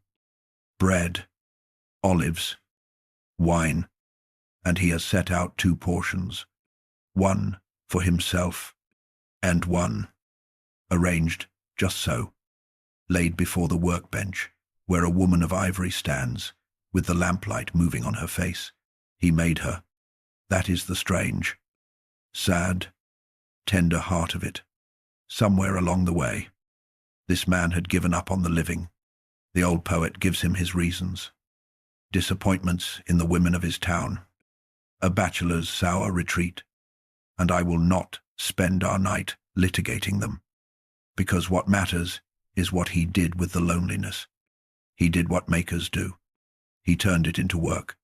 He took a block of flawless ivory, and he carved his way into it day after day, month after month.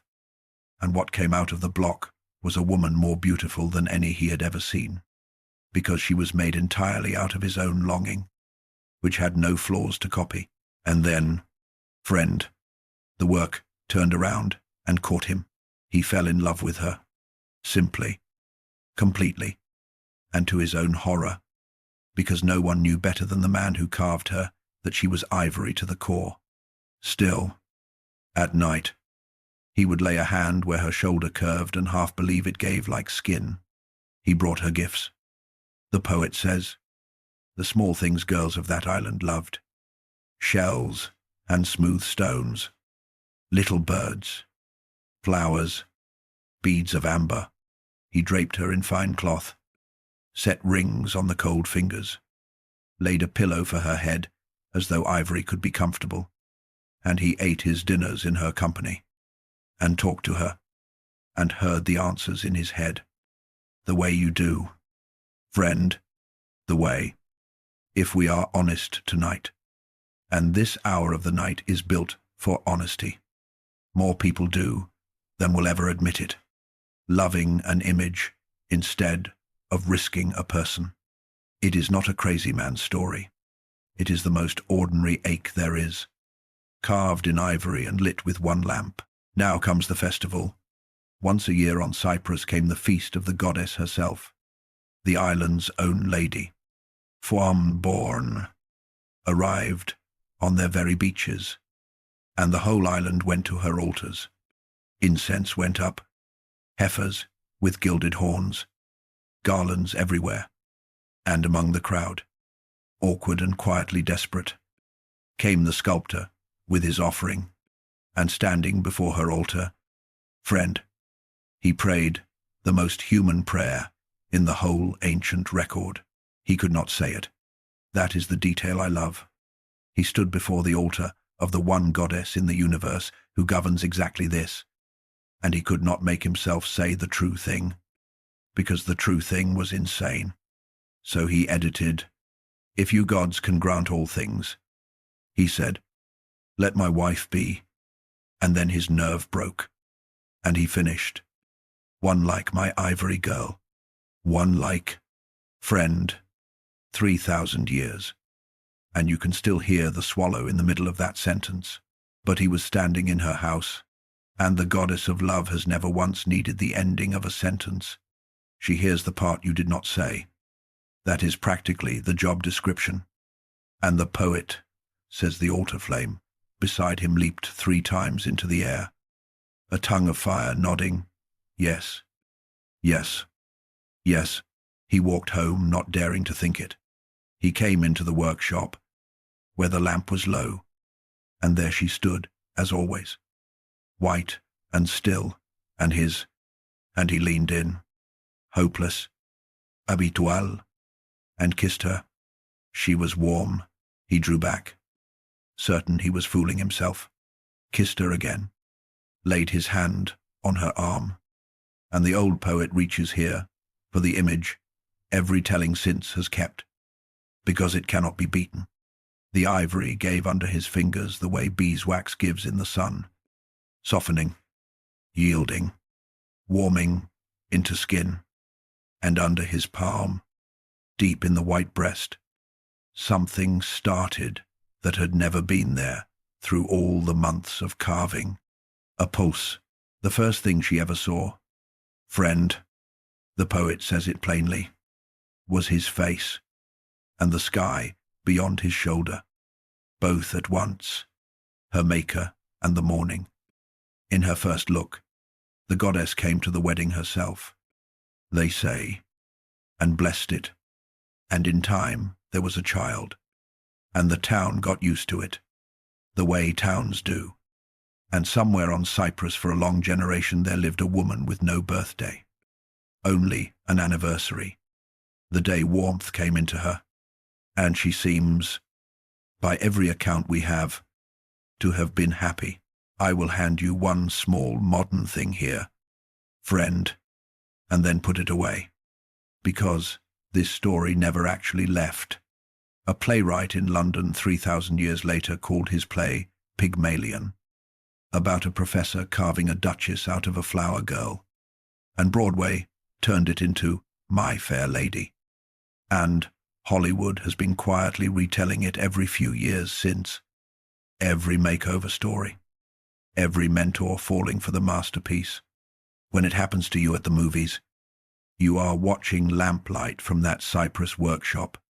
It has been burning this whole time, but now shift the scene, friend, because her kindness had more than one shape, and the second one comes running, Her name was Atalanta, and she was the fastest human being alive, abandoned as a baby on a mountainside, suckled by a bear, raised by hunters, and grown into a huntress, so swift the poet stopped bothering with comparisons, and an oracle had told her once, "Marriage will be your ruin." So she made of her speed a fortress. Any man who wanted her hand could race her for it, win, and marry her, lose, and the cruel terms, friend, and she meant them to be. They were a wall, not a game, and still they came, the young men, because she was beautiful the way wild things are beautiful, and one after another they ran, and lost, and paid. Into this walked a young man named Hippomenes, who had come only to watch, shaking his head at fools, right up until she ran past him with her hair loose and her face bright with the running, and he understood the fools completely, and became one on the spot. But this fool, friend, did something none of the others had thought to do. Before the race, he prayed, and he prayed to the right department, not to the god of athletes for faster feet, to her, to the Lady of Love, the goddess of the wanting itself, and his prayer amounted to, "You made me love her. Now stand by me in it." And she was listening, and she came, and what she put in his hands was not speed, it was fruit, 3 golden apples, friend, out of her own sacred grove, heavy as secrets, bright as sunrise, and one whispered instruction, "You cannot outrun her. Do not try. Make her stop." The race began, and she went by him like weather, and at the moment she passed, he threw the first apple ahead of her, off to the side, rolling gold across the track, and the fastest woman alive, who could not be caught by any man, who had never lost so much as a stride, checked, and turned, and stooped for it, understand what the goddess had aimed at. Friend, the apple was not a distraction. It was a mirror. Atalanta had built her whole life on the one clean law that nothing could make her stop. And here was a small golden proof that something could. She caught back up inside of 10 strides. Apple in hand, he threw the second, Vida, and again she went for it, and again ran him down, because she really was that fast. The poet is careful to keep it true, so near the finish, with everything level. Hippomenes turned and hurled the last apple as far off the track as a god-assisted arm could send it, a golden star falling away into the grass. And Atalanta stood 1 heartbeat at full speed with the finish line in front of her and the gleam of it away to the side. The win, or the wanting, she went for the apple. Friend, she chose it. Some tellings say the goddess pressed her, and some say by then no pressing was needed, and he crossed the line alone, lungs on fire, and won her. And here is the quiet part, the poet's almost whisper. She did not seem to mind. The wall had wanted to come down. It had only been waiting, all those dead suitors long, for someone to ask the right goddess. 2 stories. Friend, 1 island lamp and 1 dusty racetrack, and the same signature under both. This is what her kindness looks like when it works. She is the goddess of the impossible request, the one you cannot finish saying at the altar, the one that makes the whole town laugh. Warmth into ivory, a stop into the unstoppable, the prayers every other god would return unopened. And notice, friend, before we put this chapter out with the lamp, what she used at that racetrack. Golden apples. Keep counting them with me. We are at 4 now. 3 thrown into the grass of that race, and 1 still waiting in a herdsman's frozen hand on a mountainside where we left it hours ago.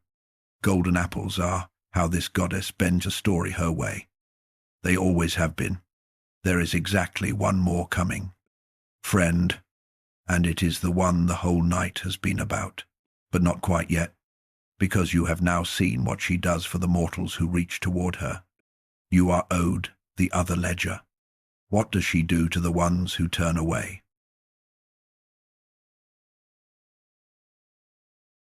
Every morning in the city of Trozen, a young man laid fresh wildflowers on one altar and walked past another as though it were a rock in the road. Watch him do it, friend, because the whole tragedy is already there in the walking.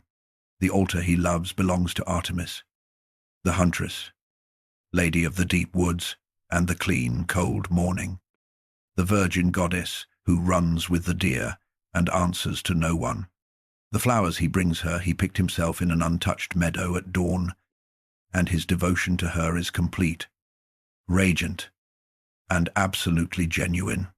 There is nothing false in this boy. Hold on to that. His name is Hippolytus. He is the son of the great hero Theseus, king of Athens, and he is, in his own spotless way, one of the most dangerous kinds of people there is.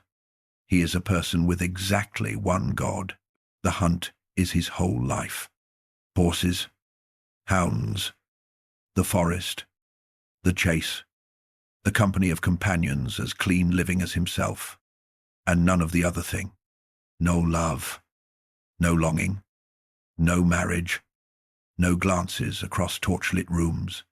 He has looked at the entire kingdom of desire, friend, the whole vast country, where every mortal and most of the gods live at least part of every year, and he has declared it beneath him, not quietly. Either, he says it out loud. In the old play that keeps his story, he calls her worthless, this goddess of the night work, and his old servant, a man with grey in his beard and long experience of heaven, hears it and goes cold, and warns him, gently, the way old servants warn young masters. Honors belong to all the gods. Boy, pass none of them by. And Hippolytus laughs, and answers with the line that seals every door in his future. I greet her from a long way off. He says, since I am pure, from a long way off. Friend, remember the altar in the road. Now, up on her mountain, the lady we have followed all night heard that, and I need to be careful here, and honest, because what comes next is the hardest thing in her whole story to hold, together with the goddess who warmed the ivory and gave a fool 3 apples. She heard it not as an insult. Insults she had survived before. The laughter in the doorway taught her that. She heard it as something worse, a subtraction. Here was a living heart declaring itself outside her jurisdiction entirely, a province seceding from the one power that holds the living world together. And if that stood, friend, if one shining prince could simply opt out of desire and be praised for it, then what exactly was she? The Greeks did not make her the goddess of romance. I have told you this from the beginning. They made her the goddess of the force, the pull itself, the current that moves through every made thing. Gods, beasts, sea, seed, all of it.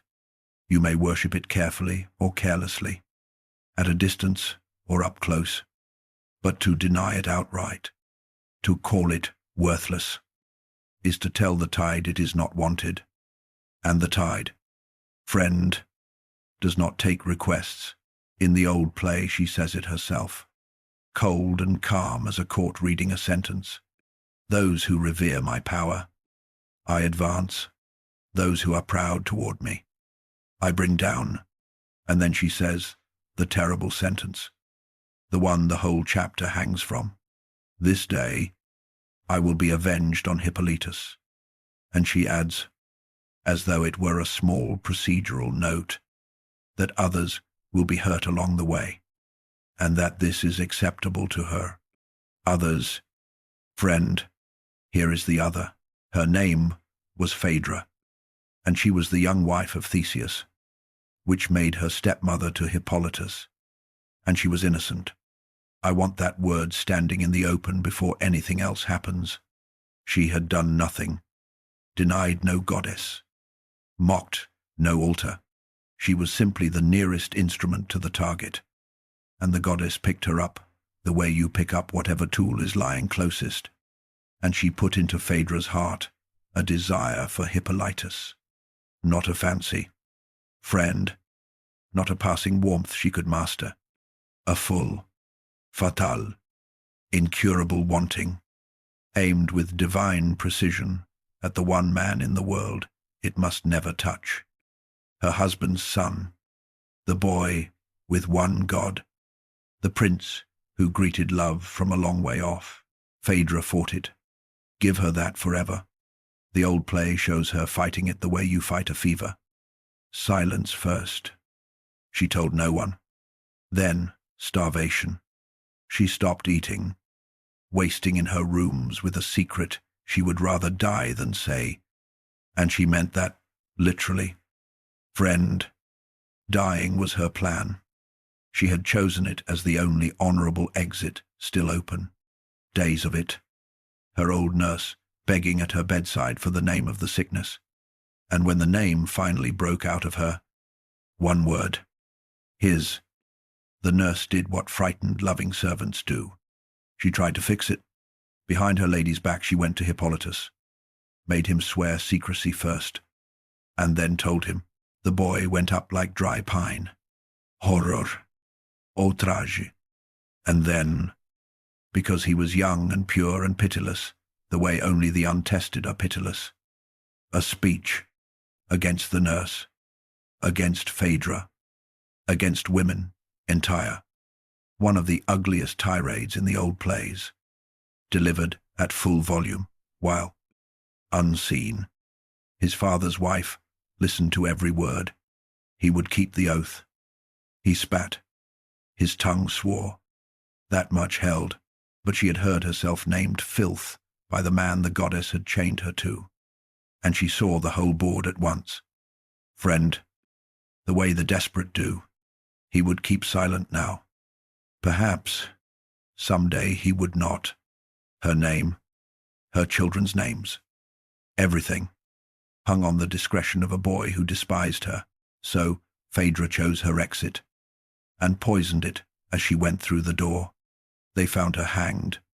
Friend, and in her cold hand, a letter. And the letter said Hippolytus had forced her. Theseus came home to a dead wife and that letter. And here, the machine the goddess built shows you all its gears at once. Because the king had one weapon a father should never own. The sea god, his own divine father, owed him 3 wishes, 3 curses that could not miss. And Theseus, blind with grief, holding what looked like proof, hearing his son's denials and disbelieving every word of them, for who believes the accused against the beloved dead? Spent one of them, he cursed his own boy, and banished him in the same breath. Hippolytus went out along the coast road in his chariot, exiled, sworn to silence, unable to speak the one truth that would save him.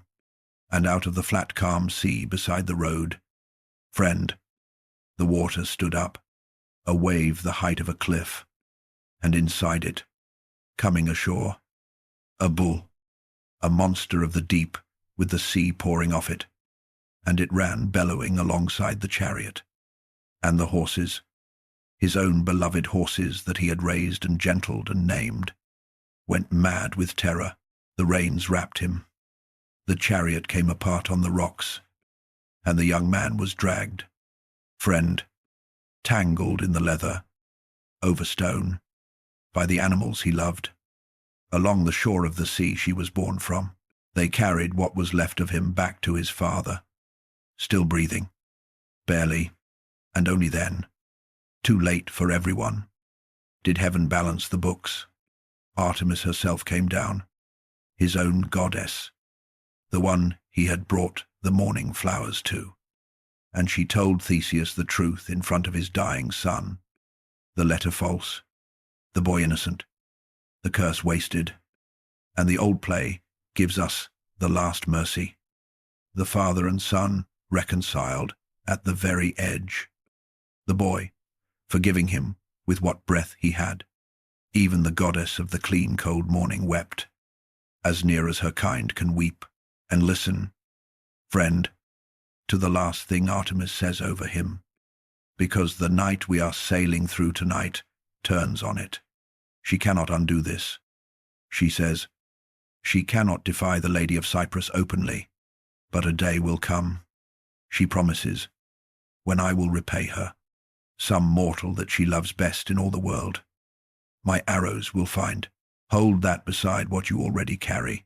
Hours ago, in the crushed grass, I told you the old tellings whisper more than one name for who sent the boar that killed Adonis. And one of the names, friend, was Artemis. The goddesses keep ledgers longer than human lives, and pay each other back across the centuries in mortal coin. In coin like Adonis, in coin like Hippolytus, in coin like Phaedra. Friend, who never owed anyone anything at all, I will not hand you a lesson wrapped in a bow. The Greeks refused to, and so do I. The boy was not wicked. Say it plainly, and let it stand. He was devout, and truthful, and brave, and clean, and he is just as dead. What the old story leaves you with is colder and truer than a moral. Friend, and it is this: she does not preside over the ethics of love. She is not the goddess of how love ought to behave, and she never once claimed to be. She is the goddess of the fact that love exists, the way the sea exists. And you do not have to like the sea. Friend, you do not have to swim. You may live your whole life inland, if you choose. The one thing you may not do is stand on the shore and tell the tide it is worthless. The tide does not argue. The tide comes in. And now, friend, one last shadow before the mountain and the apple call us back. And this shadow, of all of them, she will cast herself. We have seen what happens to mortals who refuse to worship her. What happens, do you suppose, when the world finds a mortal girl and begins to worship her instead?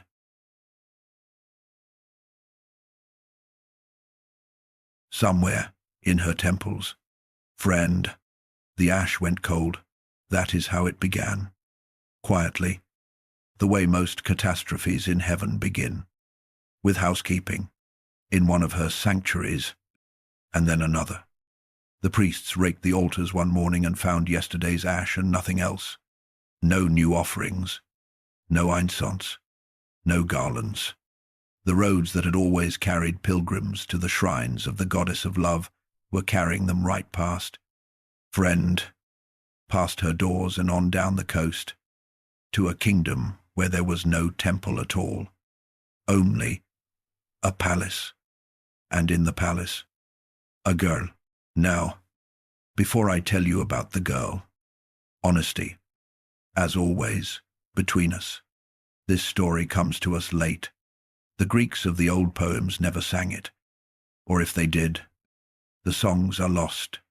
It reaches us through a Roman writer named Apuleius, telling it centuries after everything else we have shared tonight. The way a last chapter gets added to a beloved book by a later hand. But friend, it became the most beloved chapter of all, and you will see why. And I think of it as the story. The ancient world could not go to bed without telling about her. So we will not go to bed without it either. The girl's name was Psyche, and she was a king's youngest daughter, and she was born with the one gift this whole night has taught you to fear on a mortal face. She was beautiful past the reach of the word. Her two older sisters were lovely, and married kings, and lived the lives lovely girls live. Psyche's beauty was a different order of thing, and it wrecked her life with perfect courtesy. Crowds gathered, then crowds travelled, Then, friend, and here is the line that started the war. The crowds began to do the thing that must never be done.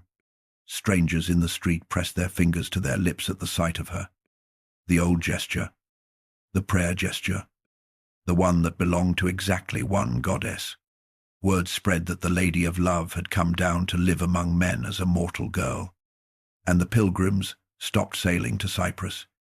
Friend, to her island, to the beaches where the flowers grew in her footprints, and came instead to stand outside a palace, hoping a princess would walk past a window, and nobody married Psyche. Mark that. Her sisters, merely lovely, made fine matches. Psyche was worshipped, and worship is the loneliest gift there is. Men adored her the way you adore a masterpiece, from the far side of a velvet rope, and went home and proposed to somebody human, the girl they burned incense to, ate dinner with her parents. Friend, every night, alone, at the center of her own shrine, up on the mountain, the goddess looked down at all this, at the cold altars, and the redirected prayers, and the girl at the window. And, friend, I have brought you too far tonight to lie to you now. She did not respond well. You know her wounds by now. You have watched them happen, laughed at in a doorway by the whole family of heaven. Widowed of a boy, the world's beauty could not save. And now this, the last one, the one her whole being was built on, replaced. The mirror. Friend, remember the little bronze mirror I handed you on the beach at the start of the night? The emblem of the one being who could look at her reflection and see the supreme power of the universe looking back, for the first time in eternity. She looked into the world that had always been her mirror, and saw another face in it. She called her son. Eros came, the boy with the arrows, grown now into something between a boy and a storm. And she pointed down at the palace and gave him an order with ice all through it. Make her fall in love, she said, with the vilest thing alive.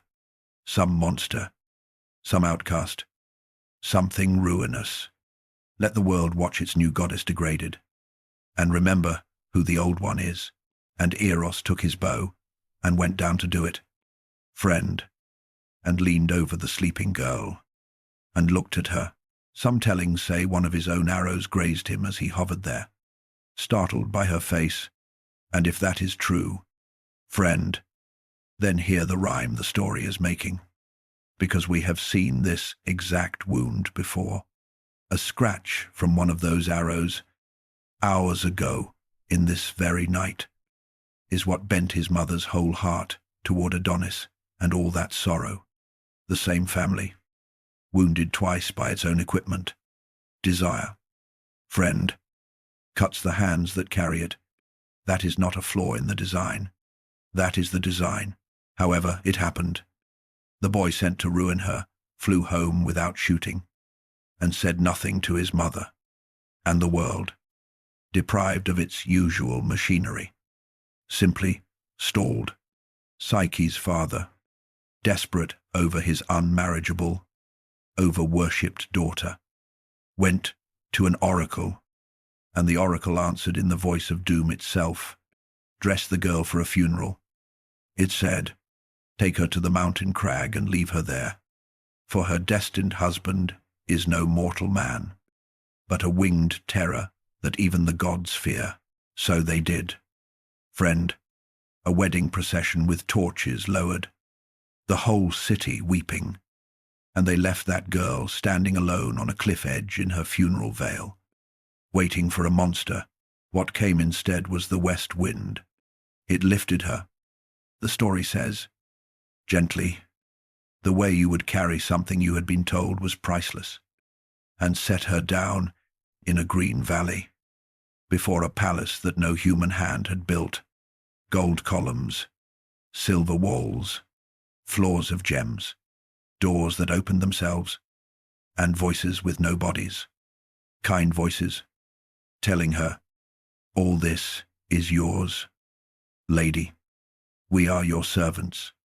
And when night fell, In the perfect dark, someone came to her. She never saw him. That was the one law of the house.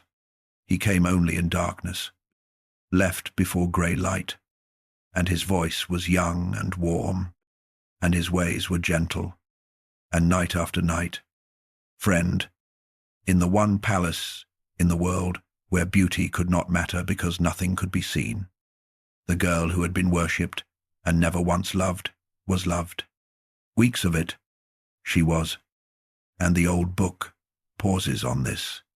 Happy, she fell in love with a voice, with a presence, with the dark itself, and the dark asked only one thing of her. Ever, do not try to see my face. You already know. Friend, it was Eros.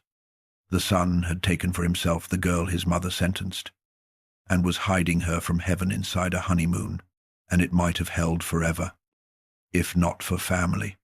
Psyche begged to see her sisters, just once, just to show them she was alive.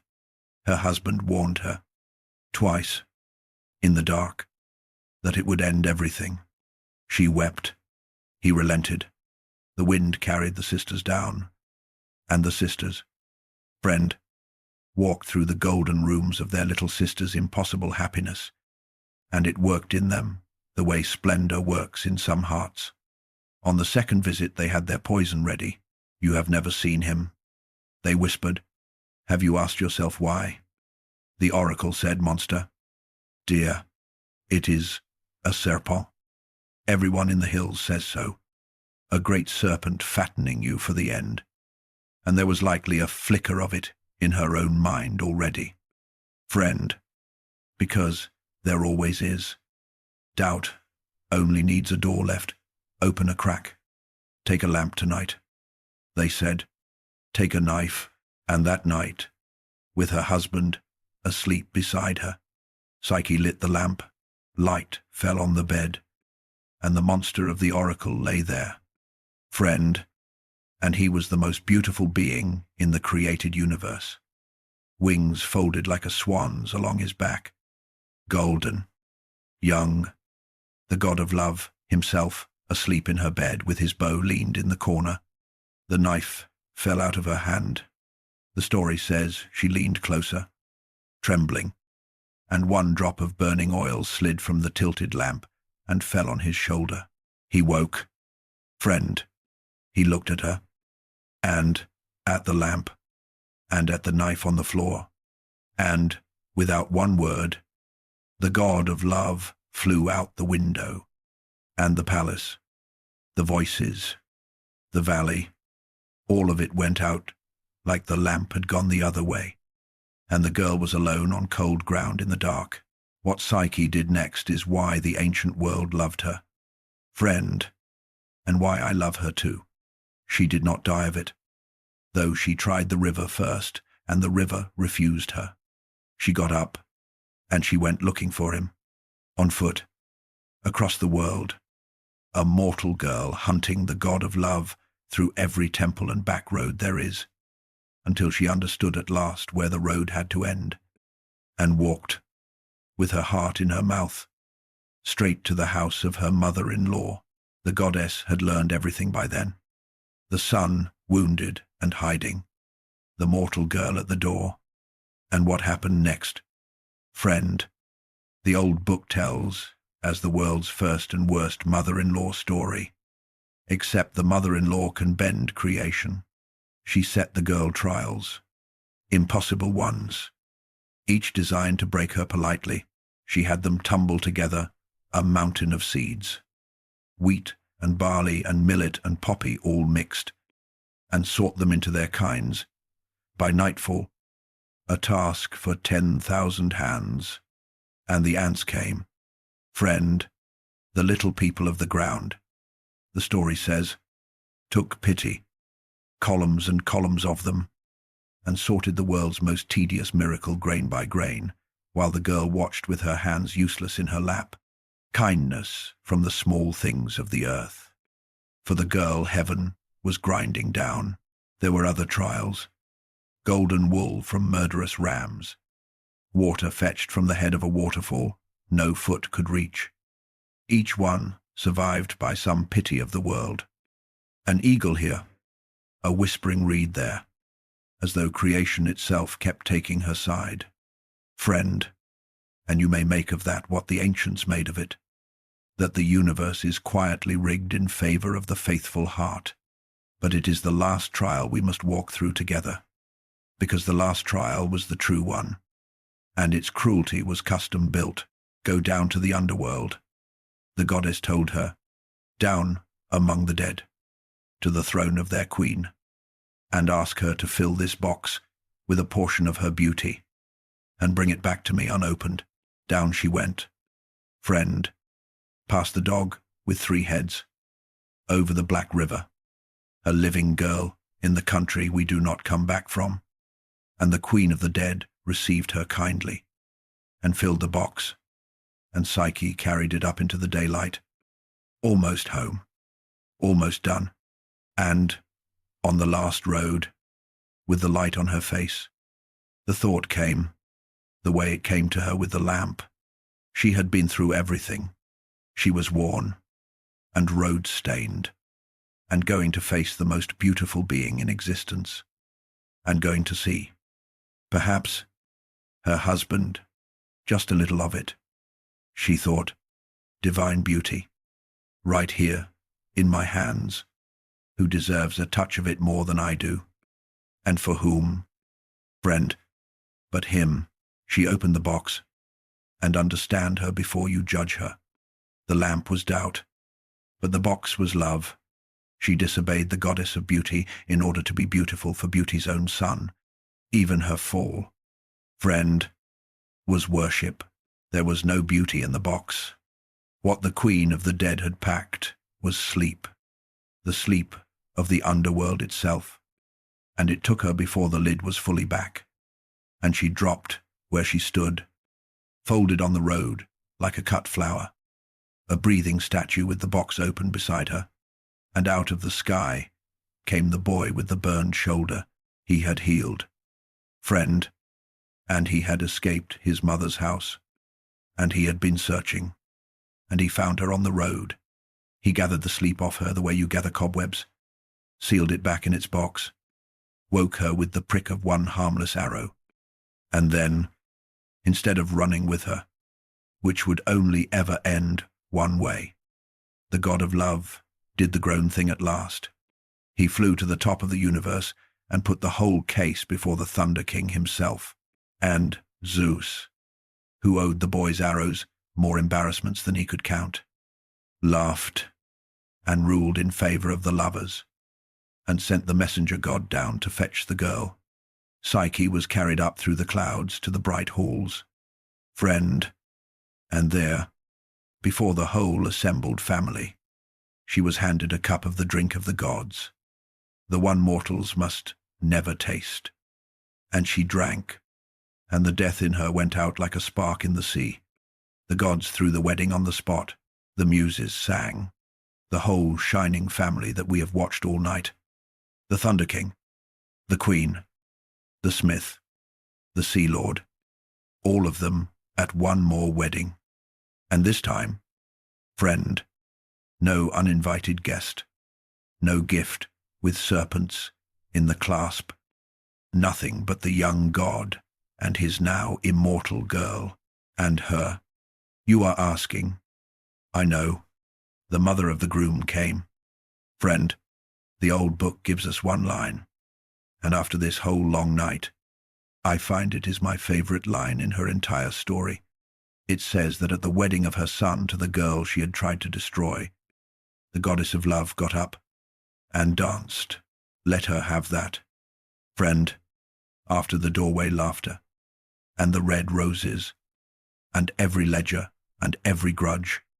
Let the last we see of her tonight in the old stories be this: dancing at a family wedding, defeated by the only power in the universe that outranks her, which is, and she of all beings would know it, the thing itself, the real thing, love with its lamp and its box and its burned shoulder, love that walks to the underworld and back on mortal feet, The girl's name, friend, Psyche, was the everyday Greek word for the soul. The ancients never explained that, and neither will I. Some doors you just leave standing open at bedtime. On Olympus they were dancing. Then, hold the music.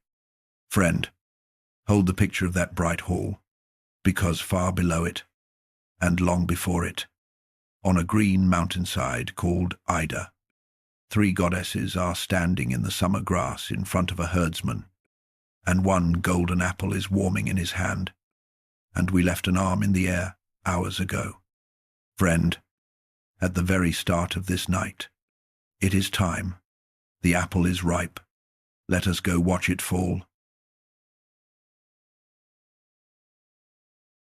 Every disaster has paperwork, friend, and the paperwork on this one was a guest list. It was drawn up in heaven, for the grandest wedding the world had yet seen, and it named everyone, every god of the bright mountain, every goddess, the lords of the sea and the rivers of the earth, the muses to sing and the seasons to dress the tables, nymphs of every spring and hillside, the whole immortal nation, friend, invited down to a green headland by the sea for one golden afternoon. Go down that list today, and you will find gods no one has thought about in 20 centuries. Every minor power of every creek and crossroads, all of them remembered, all of them welcome. One name is not on it. Hold that, and let me tell you why the wedding happened at all. Because the reason matters tonight. The groom was a mortal man. A good one, for once. A grave, decent, famous hero named Peleus. And the bride, friend. The bride was a goddess of the sea named Thetis, silver-footed, beautiful, and courted, before Peleus ever saw her, by the 2 biggest names in the universe. The Thunder King himself wanted her. So did his brother, the Lord of the Sea. The 2 of them circled her for an age. Rivals, one more time, until a prophecy surfaced, the way prophecies do, from the deep places where the old truths are kept. The son of Thetis, it said, will be greater than his father. Feel the temperature of that sentence. Friend, if you are a king, greater than his father. Zeus had taken his own throne from his father, who had taken it from his. That is the family business. And here was fate, promising that whoever fathered this goddess's child was building his own replacement. The 2 great brothers looked at the loveliest prospect in the sea, friend, and backed away from her like men backing away from a beautiful unexploded thing. And heaven ruled, with wonderful self-interest, that Thetis would be married safely downward, to a mortal, so that her mighty son would be merely the greatest of men, and no threat to any throne in the sky. So, the wedding, friend, was itself a piece of statecraft, a bomb being buried politely. And remember what is being planted in the ground under all this music, because that son will be born, and his name will be Achilles. And the far end of this night belongs to him, but heaven wanted the burial beautiful. And it was.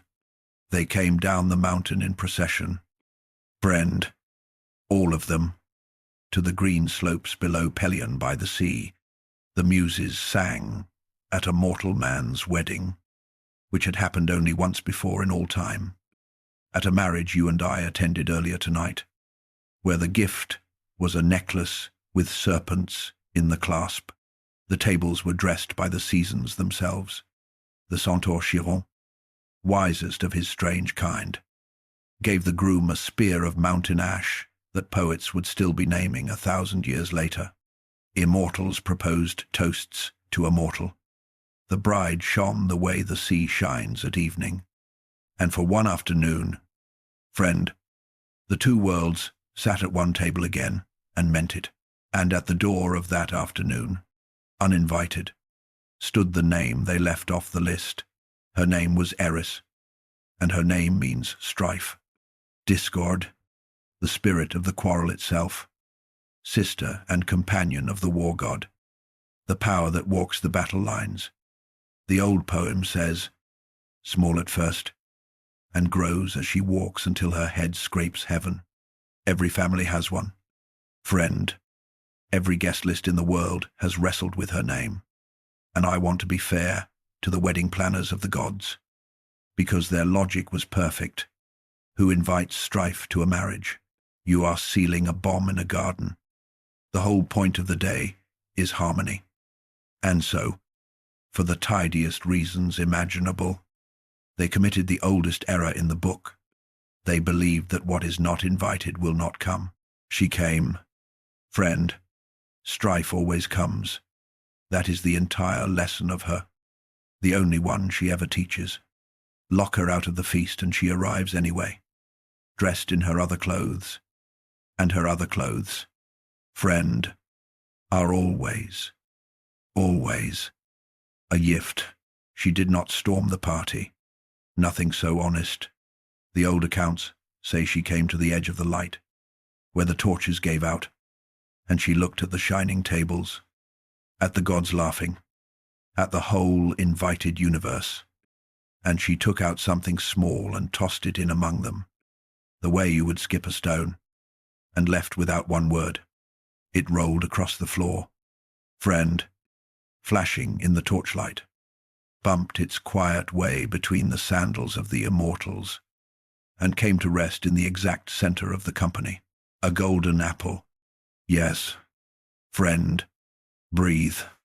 You have been carrying its weight since the first minutes of this night, in a herdsman's frozen hand on a mountainside, and here it is at last, at its own beginning, small and perfect, and lying on the floor of a wedding, and cut into its side, in fine deliberate letters, 3 words, for the fairest, that is the whole weapon. Friend, look at it lying there, because you have seen this trick before. Tonight, at that other wedding of gods and mortals, the deadliest thing in the room, once again, does not look like a weapon. It looks like the best gift at the party. The necklace of Harmonia carried 5 generations of ruin in a golden clasp. And this apple, this little golden compliment with an open address, is carrying more, and nobody at either table saw it coming. Because in this family, friend, beauty is how the bill arrives. Strife knew this crowd to the bone. You do not bring a sword to Olympus. They have shelves of swords. You bring a mirror with 1 seat, for a moment. Nothing. Music. Laughter. The apple, gleaming on the floor. Then one goddess noticed it, and read the writing, and reached, and a second hand arrived at the same moment, and a third, 3 hands. Friend, on 1 apple. And the music died, the way it died in the great hall the day she first walked in, and every god at that wedding turned to look, and what they saw made the oldest of them go very still. Hera, queen of heaven, had the apple in her grip. Athena, goddess of wisdom and war, had it in hers. And the third hand, calm as sea foam and not letting go, belonged to the lady you and I have followed since the water opened, all those hours ago, the fairest. Each of the 3 heard the apple say her own name, friend, and each of them, in the way of gods and of people, was certain. The queen was certain, for majesty is a kind of beauty, and hers filled thrones. The grey-eyed one was certain, for brilliance is a kind of beauty, and hers won wars. And the foam-born was certain, the way the tide is certain, without argument, without heat, because being the fairest was not something she believed about herself. Friend, it was the office she held. They turned, all 3, to the Thunder King, and demanded judgment. And I want you to watch Zeus in this moment. Friend, Watch the king of the universe stare at that little apple, and at those three faces. One is his wife. One is his favorite daughter. One is the power even his thunder has never once outvoted. Rule for any of them, and the other two are his enemies until the stars burn down. The God who parcels out fate to all the world looked at the one verdict in creation with his own name on the bill. Friend. And the king of gods and men blinked, and did what powerful men have done with impossible decisions since the beginning of time.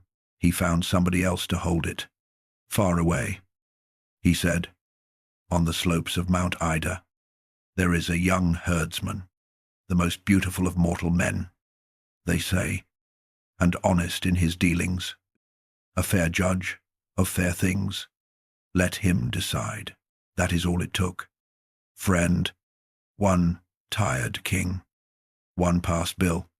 The messenger god was summoned and given the apple, and the three greatest goddesses in the universe rose from a wedding feast and turned their faces toward a green mountain, you know very well by now, where the goat bells knock in the heat, and a young man who thinks his name means nothing to anyone is sitting in the long summer grass, watching his cattle. In the last ordinary hour of his life, Paris had been asked to judge beauty, but what was coming up the mountain toward him, friend, was not a beauty contest. It was a choice between three different futures, and one of them had a burning city in it.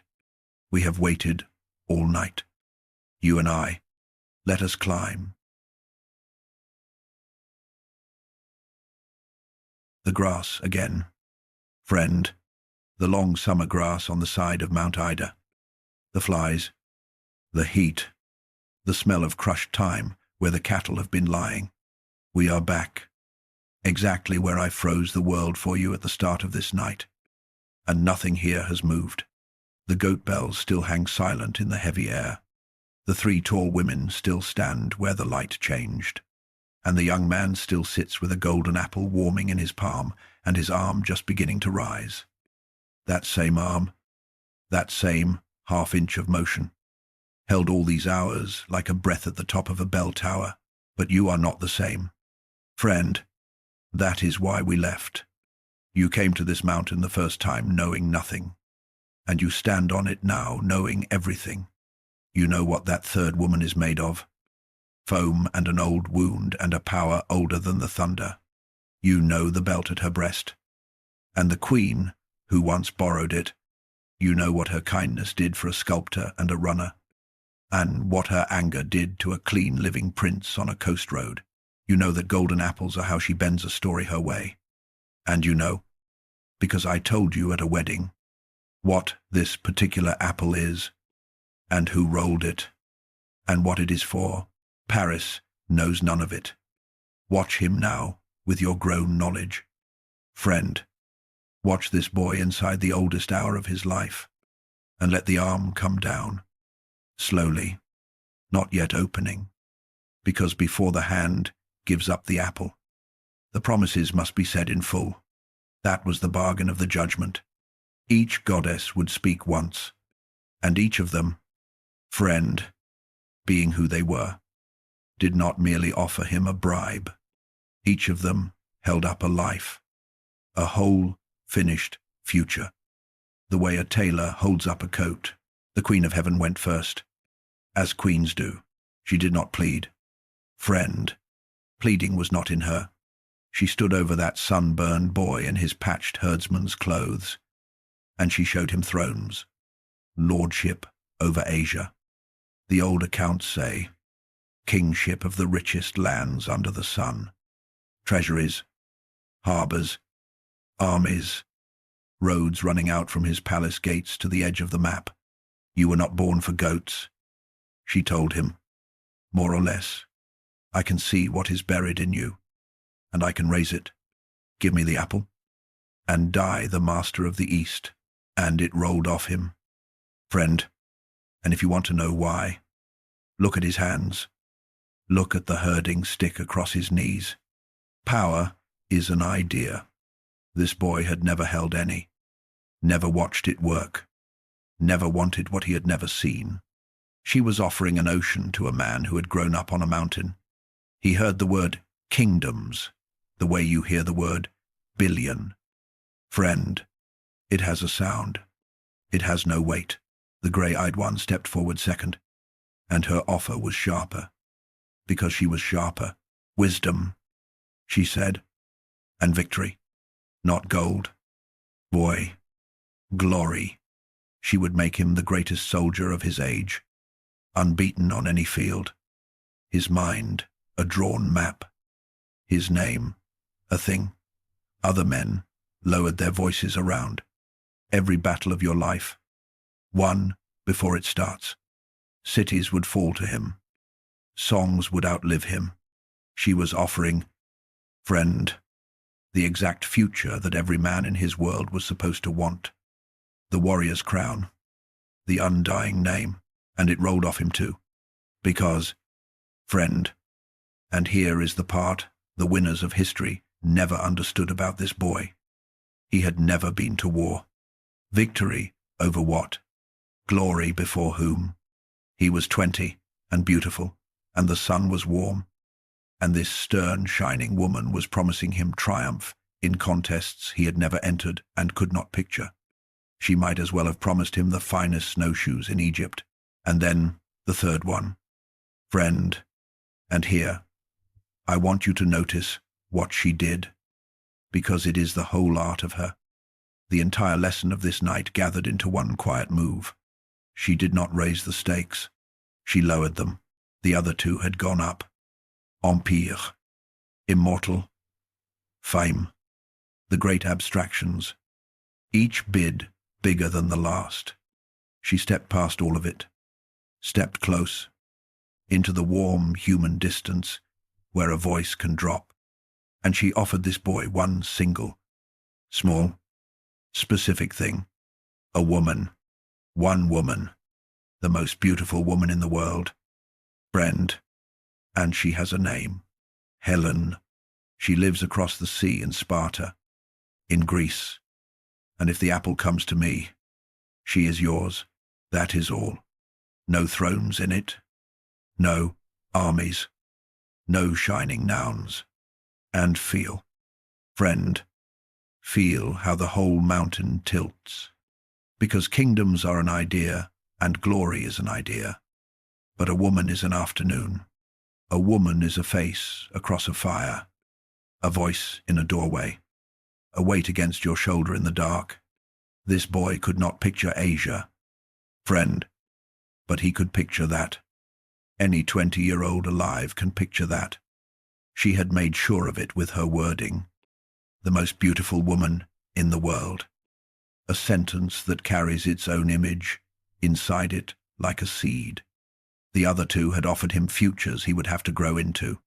She offered him one he could feel on his skin right now, sitting in the grass, with the goat bells, silent. She was the goddess of desire. Friend, she did not gamble on what he might someday want. She simply read what he wanted already, and put her name on it. The other two never stood a chance. And being goddesses of power and of wisdom respectively, I think, in the very moment his eyes changed. They knew it. The arm finished its journey. Friend, the one we froze all those hours ago. The hand opened, and the golden apple of Strife, for the fairest, passed into the keeping of the goddess of love, and the judgment of Paris was over. And it had taken about as long as a man takes deciding between two roads at a fork, which is what it was. Now watch the mountain empty, friend, because how they left matters more than anything they said. She glowed. Give her this hour. She had earned it in her own coin. The verdict was real. The fairest, judged and sealed. The mirror of the world handed back to her with her own face in it. She smiled at the boy, and the old accounts say she repeated her promise. Sealed it. Helen, yours. I keep my bargains. And she went up from the grass like light off water. The other two, friend, said nothing at all. The Queen of Heaven looked at the herdsman for one long moment, and turned, and was gone. The grey-eyed one held him half a heartbeat longer, the way soldiers look at a doorway, filing the number away. And then she too turned into the wind. No thunder, friend, no curse pronounced on the mountainside, no fire in the grass, just two silences, rising into the sky in different directions. And if you have lived any length of life at all, friend, you know that this is the sound real enmity makes, not the shout. The click of a door pulled shut with great care. Count what was decided in that little grassy courtroom, friend, while the boy sits there catching his breath, already tasting a name he has never seen the face of. The two most powerful goddesses in the universe now hate one mortal man, and they are immortal, and he is not, and their hatred has nowhere pressing to be for the next 1,000 years. And because gods are not small, friend, or rather because they are enormous in their smallness, the hatred will not stop at the man. It will take in his family, his father's house, his city, that famous one, a day's walk from this very slope, high-walled, bronze-gated, 60,000 people cooking dinner inside it this evening. A city where, as it happens, a level-voiced young prince named Aeneas, whom you know, friend, whom you have known since he was a baby behind a waterfall, is going about his duties and suspects nothing, and one thing more was decided. The quietest one, the one whose bill comes due across the sea, the prize herself, friend, Helen, the most beautiful woman in the world, promised on a mountainside she has never heard of, by a goddess she did not petition, to a herdsman she has never met. Nobody asked her. Hold that. It is the oldest sentence in this whole night. Friend, you have heard it before. Nobody asked her, either, and there is a detail resting under the promise. Friend, one small fact the goddess knew perfectly well as she spoke, the way a card player knows the card she is not showing. Helen of Sparta is married. She had won. Friend, say the word. She said it herself. Going up into the light. She had won. Hold that word loosely tonight.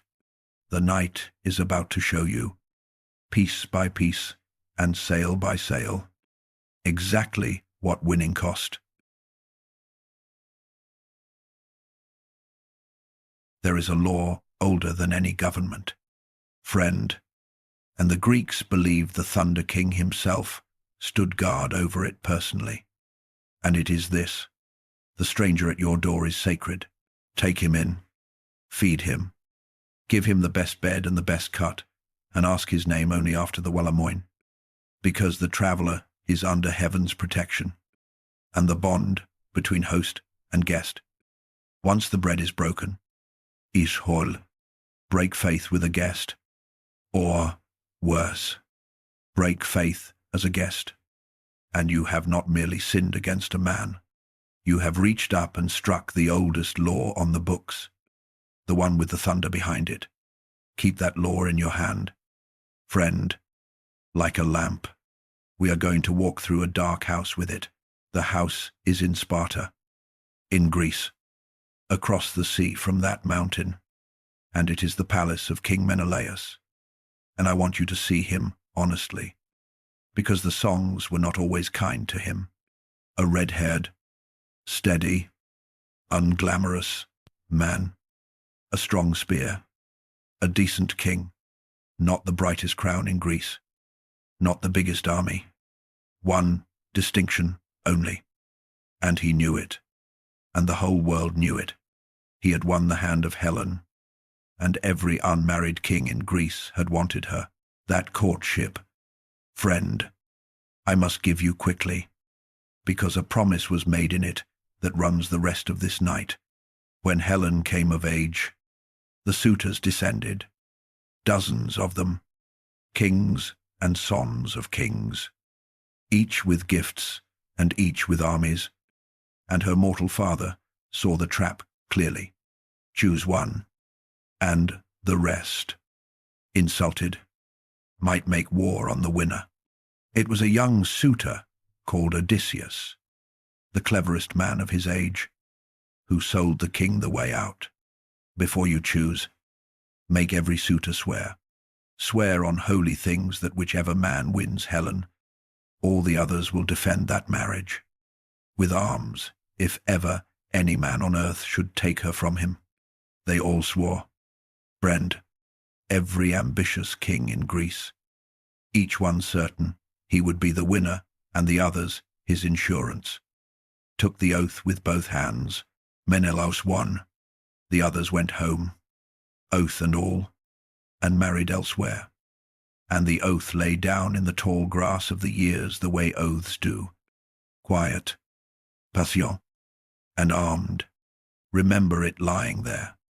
Friend, half the ships in this story are asleep inside that promise. Now the guest arrives.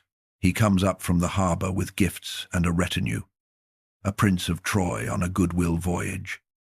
And he is, heaven help this house, almost uselessly beautiful, dressed like the East, easy, laughing, delightful.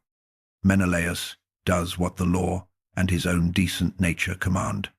Doors open, bread is broken, the best rooms, the best wine, feasts in the guest's honor.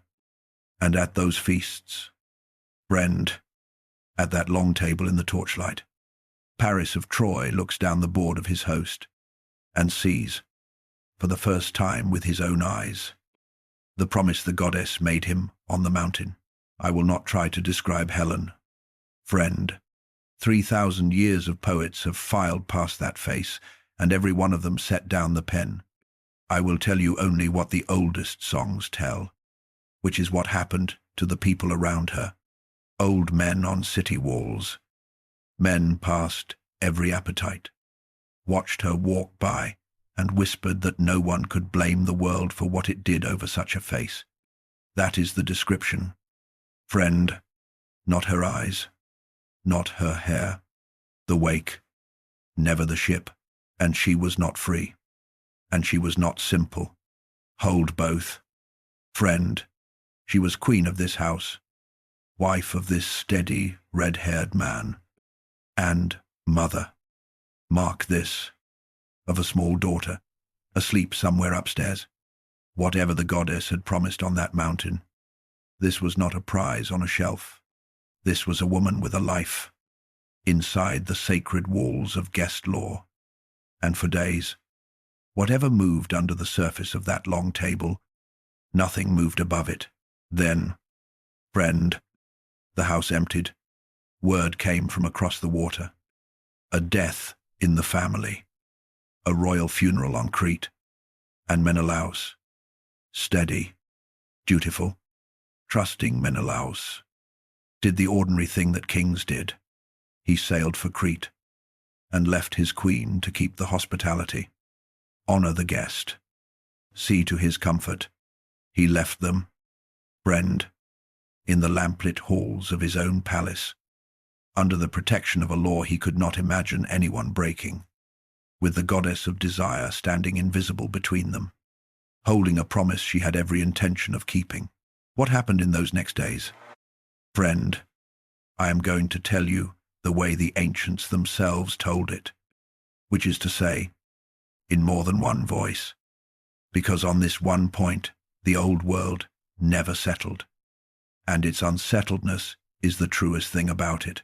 Some tellings say seduction, friend, and mean the word gently. Two impossibly beautiful people, an absent husband, wine and lamplight, and the long conversations of guests, and a choice, her choice, made freely, in the end, to walk down to the harbor in the dark.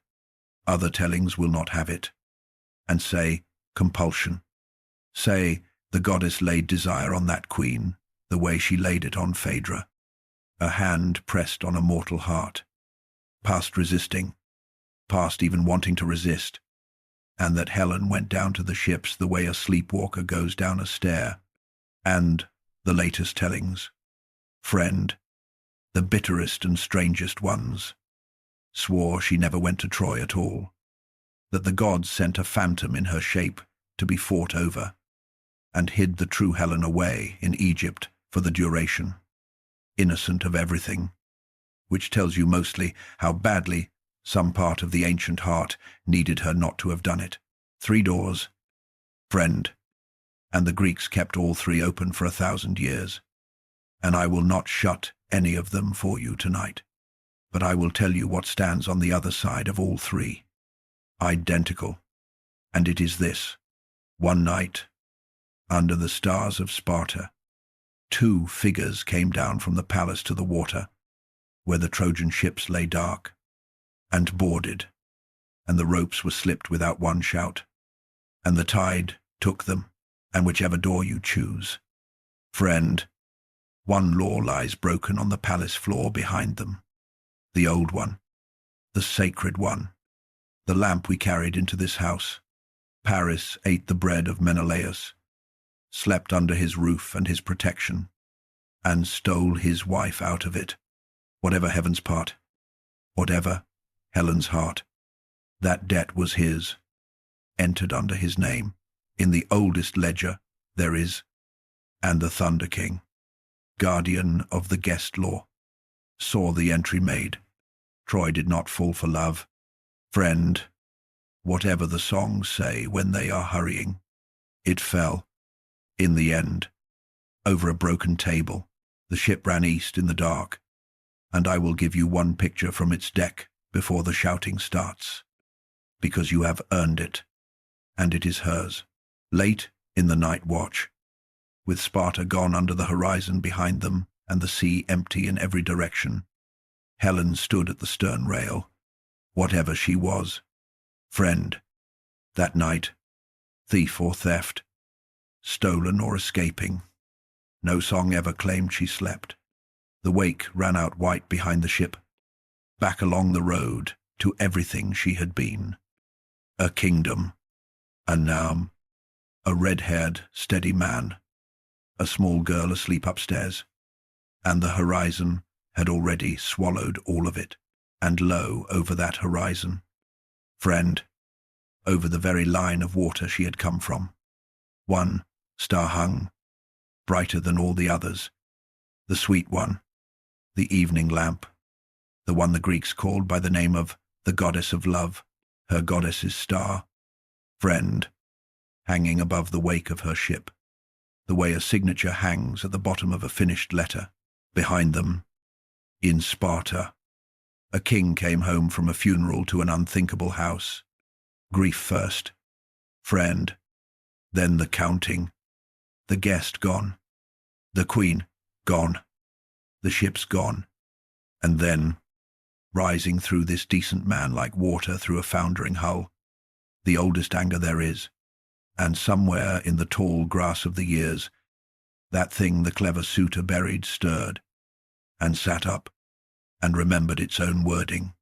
Every king in Greece, friend, sworn on holy things, with arms, if ever any man on earth, Menelaus, went to his brother, and his brother, friend, was Agamemnon, high king of Mycenae, the greatest warlord in Greece, a man who had spent his whole reign waiting for a big enough reason.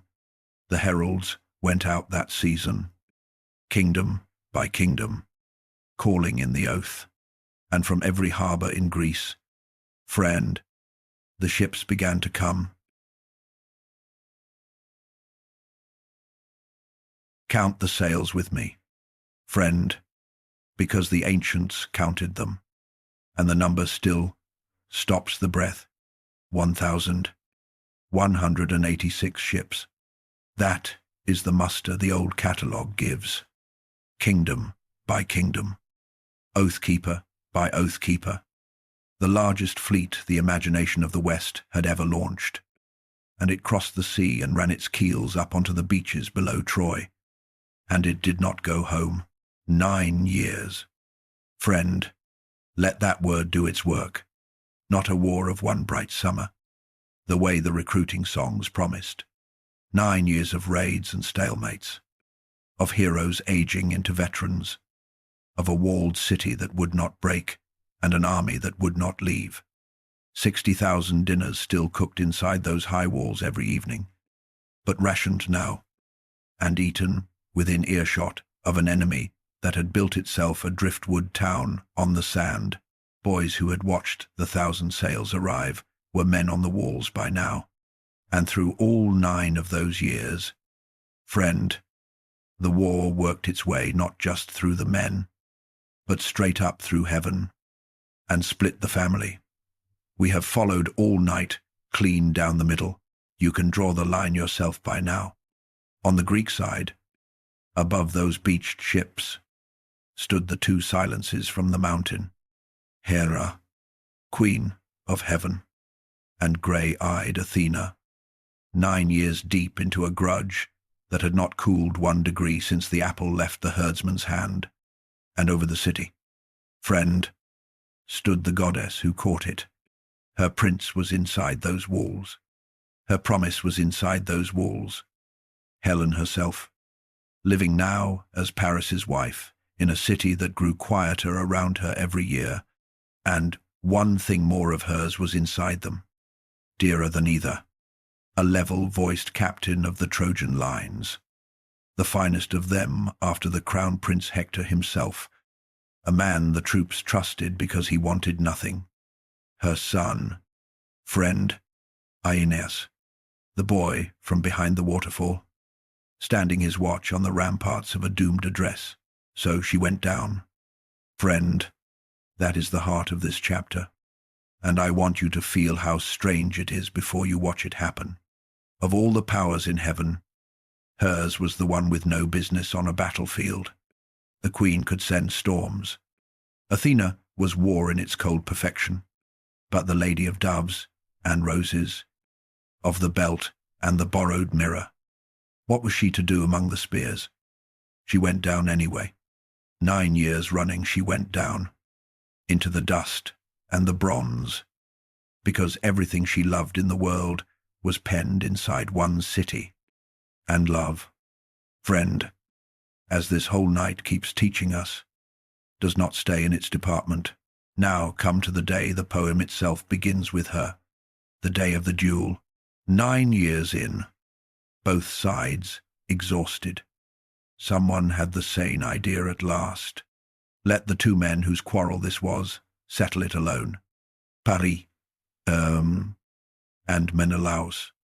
Winner takes Helen and the treasure. Everyone else sails home alive. And the 2 armies, friend, 60,000 men and more, sat down on the plain like a stadium crowd. Armor off, spears planted, hearts in their throats with hope. On the walls above, the old men of Troy gathered to watch, and Helen came out too, veiled, to see her 2 husbands fight over her, and nobody in that crowd, on wall or plain, wanted anything in the world but for this to end today.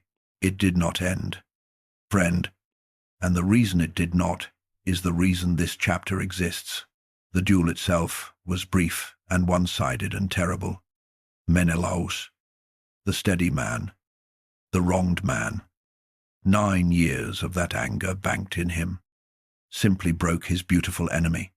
His spear ripped through the prince's shield, his sword shattered on the prince's helmet, and rather than pause, friend, he took Paris by the horsehair crest of that helmet with his bare hand and dragged him, choking, the chin strap a noose at the throat, toward the Greek lines, toward the end of the war, 1 fistful of hair at a time, while 100,000 men held 1 breath, and the strap broke, not frayed. Friend, broke, in the wronged king's fist, clean as a snapped thread, because a hand had come down out of the air, and the hand was hers. The poem says it without blinking. She tore the oxhide strap.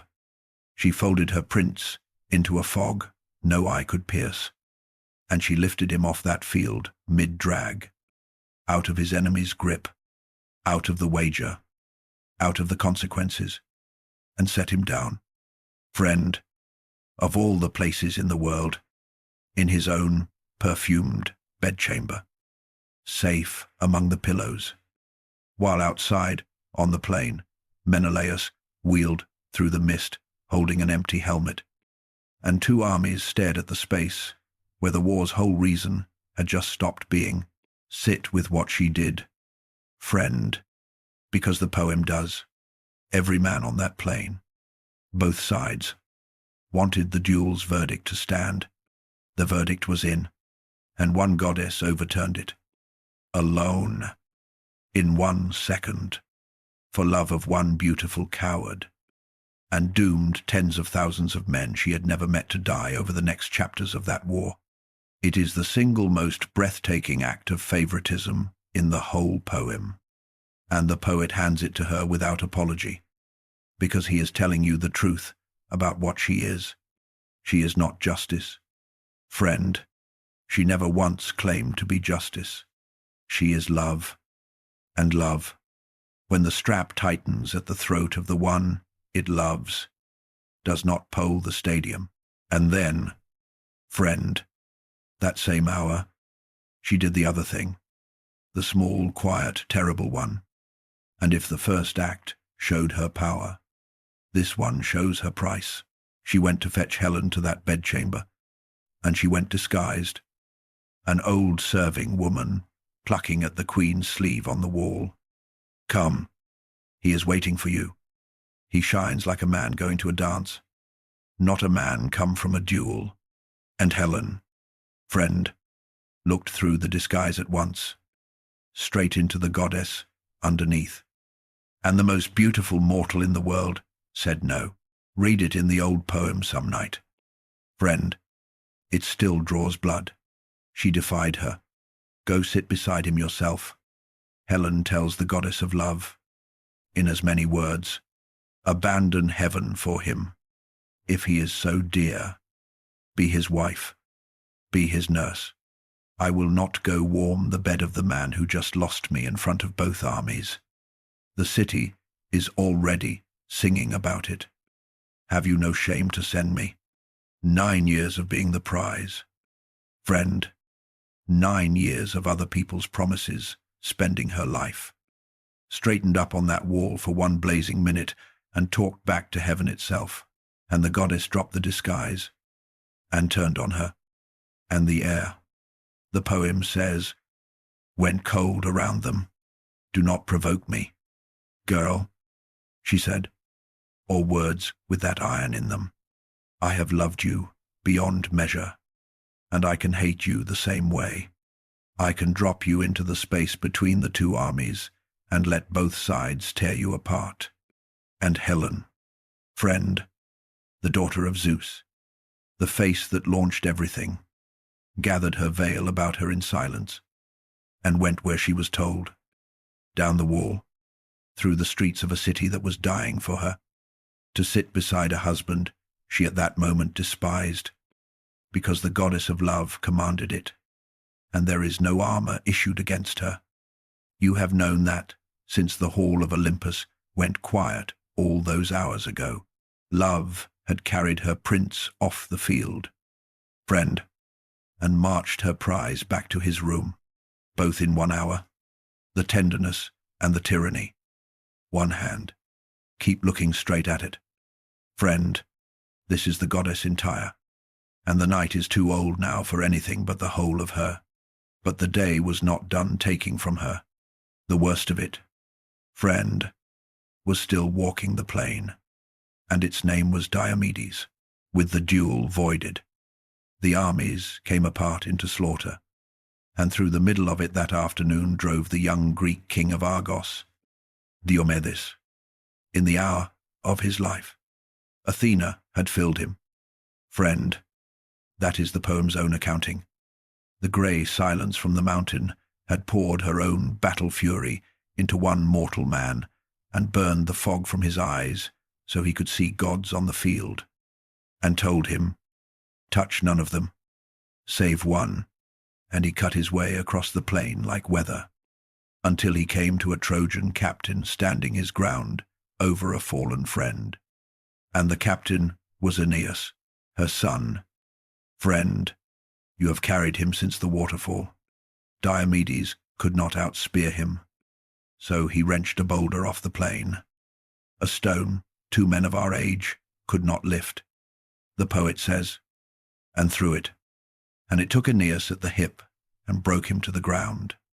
And the darkness was coming down over her son's eyes. The poem says, when out of the sky, with a cry, came his mother. No disguise now. Friend, no serving woman's rags. No fog. The goddess of love came down onto an open battlefield in her own shining person and threw her white arms around her dying son, and folded a gleam of her own robe about him against the spears, and began to carry him, on foot, through the middle of a battle, the way any mother alive would carry any son. And Diomedes, friend, with Athena's permission burning in him, saw exactly who she was, and ran her down. He knew her. The poem says, he knew she was no goddess of war, not one of those that marshal men, and he drove his spear over the rim of her defense and cut her. Friend, cut the goddess of love through the skin of the wrist, above the palm of the hand that held her son, and out of the wound, friend, came ichor, the pale gold blood of heaven, running down the wrist of the goddess of beauty in front of 2 armies. She had never bled before. Feel that sentence? Friend, in the arm, in the wrist. Feel eternity discovering pain. She screamed. The poem says it plainly. And she dropped her son, dropped him. Friend, it has to be said plainly too.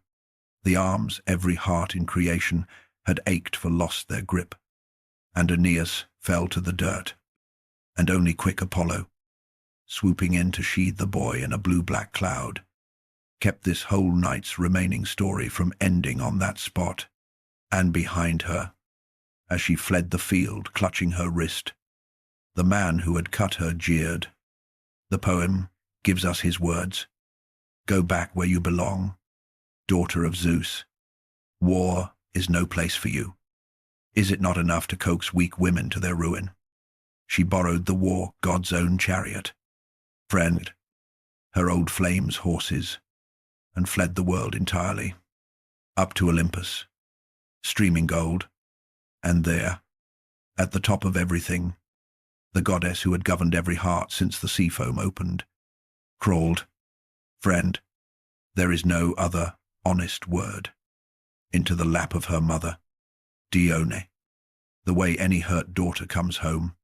Yes, friend, her mother. Here, in this scene, the old poet gives her one, the second birth certificate I showed you hours ago, the quiet goddess Dione, stroking her daughter's arm, wiping the ichor away, saying what mothers of the wounded have said since wounds began. Endure, child, bear up. So many of us have suffered from these humans and their wars. And nearby, friend, the family being the family.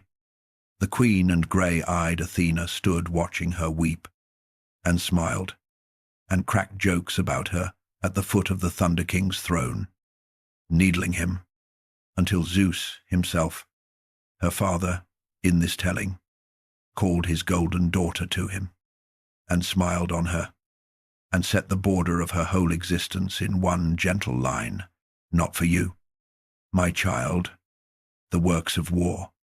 He told her, yours are the works of desire, the marriages, the loving. Leave all this to Ares and Athena. It sounds like comfort.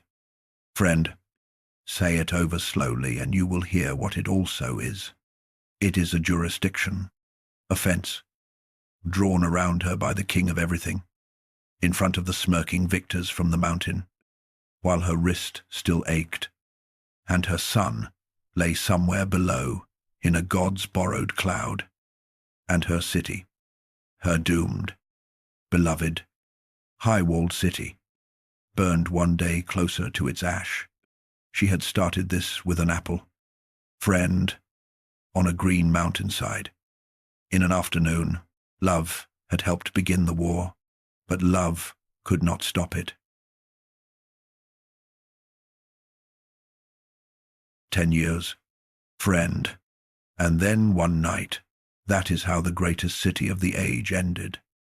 Not ground down over a final bloody summer, but swallowed in a single darkness. And you know the shape of the trick, even if you have never once read the old poets, because the trick never left the language. A horse, friend, an offering of carpentered timber, tall as a gate tower, left standing on the empty beach where the 1,000 ships had been. Ships gone, camp burned, war over. The Greeks sailed for home at last, and the great wooden horse left behind, the departing army's gift to the gods for a safe voyage. The Trojans came out through gates that had not stood open in 10 years. Friend, and walked around that horse on the quiet sand, and argued half a day about it. Voices cried, "Burn it," and one priest hurled a spear into its flank and said he feared Greeks even when they brought gifts. Friend, and he was right, and it did not matter. They were 10 years tired, tired of watching, tired of rationing, tired of burying, and here at last stood permission to stop, dressed as a present, in this family of stories. Friend, you have known it since a wedding necklace and a golden apple. Beauty is how the bill arrives. The horse was beautiful. They pulled down a section of their own sacred wall, the wall no enemy had breached in 10 years, to bring it inside. And that night Troy threw the feast it had owed itself for a decade, and drank itself asleep. And in the smallest hours, friend, the horse opened. I will not walk you through everything that came out of it and everything that followed. Not at this hour of our night. The old poets themselves could hardly bear it, and what they set down is fire and bronze in the dark. A city waking, already lost. The gates swung open from within. The fleet returned out of the Black Sea. And, by morning, friend, the towers that had watched 9 springs come up the plain were coming down into their own streets. Troy, high-walled, bronze-gated, 60,000 dinners. The city this whole night has been sailing toward since a light changed on a mountainside, burned down to the waterline of history in one night, and the smoke of it has never entirely left the Western mind. But I made you a promise, friend, hours ago. In a chapter about a boy behind a waterfall, I told you that when this fire came, you were to watch one man. So leave the falling towers to the poets now, and come down with me into the burning streets, and find him there, friend, through the smoke, in the red light of his own neighborhood, on fire. A Trojan captain in scorched armor, sword drawn, hopeless, at the head of a knot of survivors.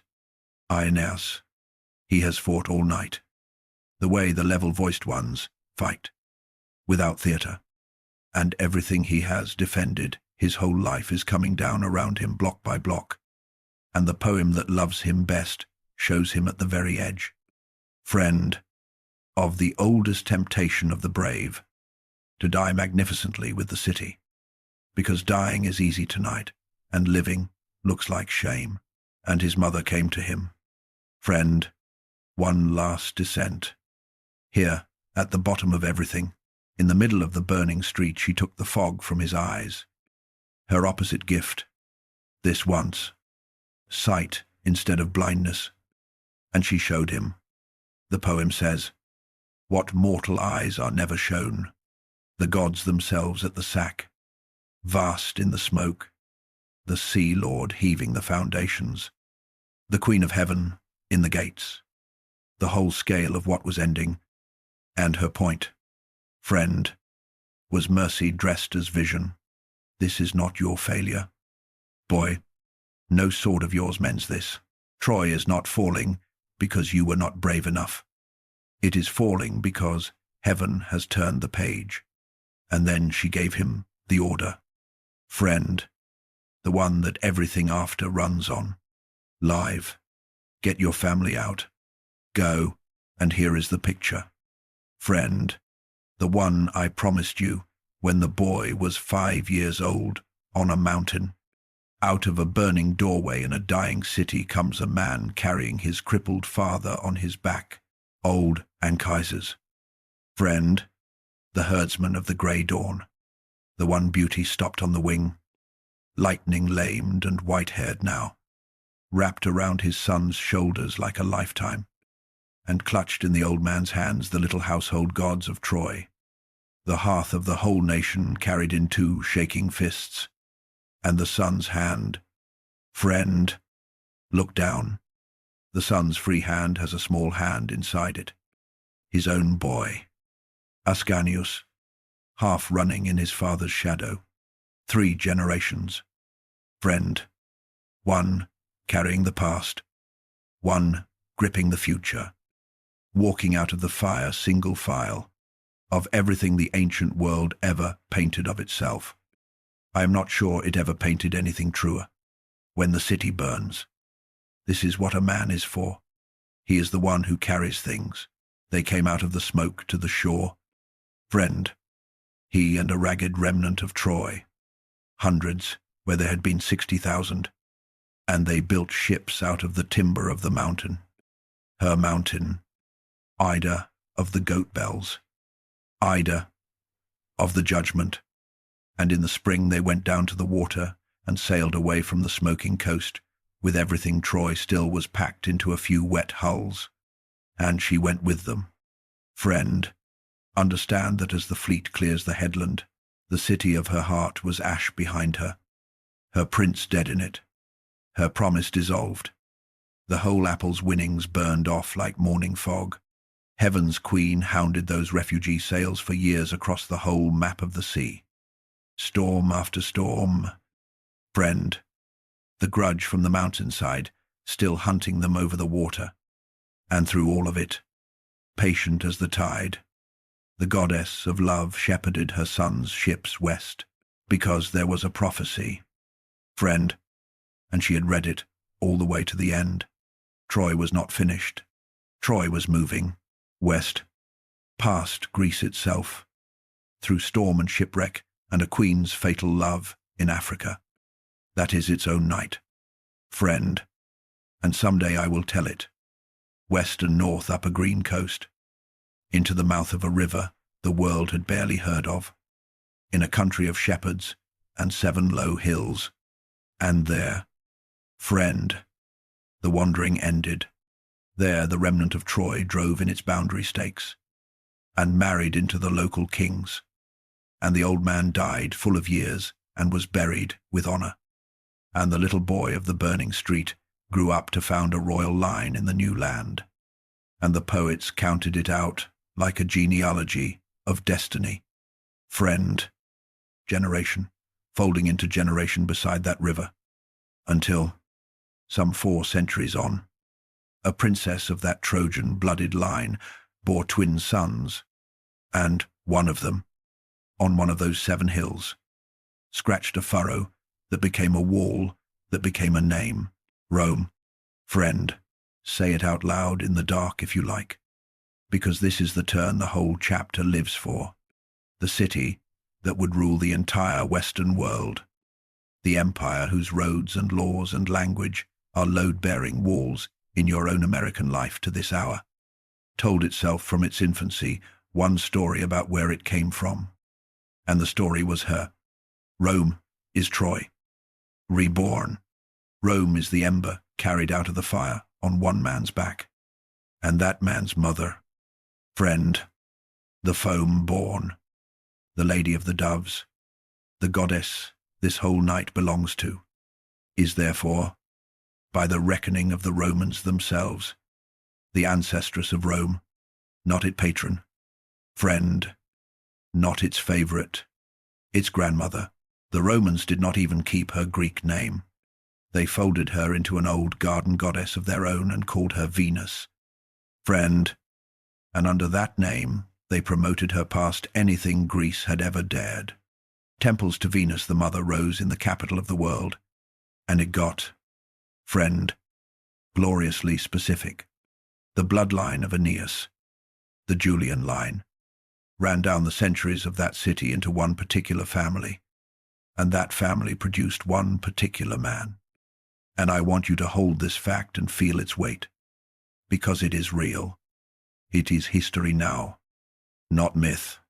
Julius Caesar, friend, the most famous Roman who ever lived, claimed her, formally, publicly, as his literal ancestress, built her a temple in his own new forum, Venus Genetrix, Venus, the Mother, and put her on his quines, the ruler of the known world, friend, carried in his purse, stamped in silver, the face of the goddess from the sea foam, and called her, in effect, grandmother, and expected to be believed, and was, her prince had lost her a city, friend, her son had won her an empire.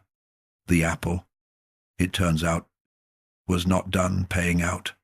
It had merely changed currency, and when that empire too grew old, friend, and its temples closed one by one, 1,000 years of quiet came down over her name, and you might think our story ends there. In the dust with everyone else's gods, she came back. Friend, of course she came back.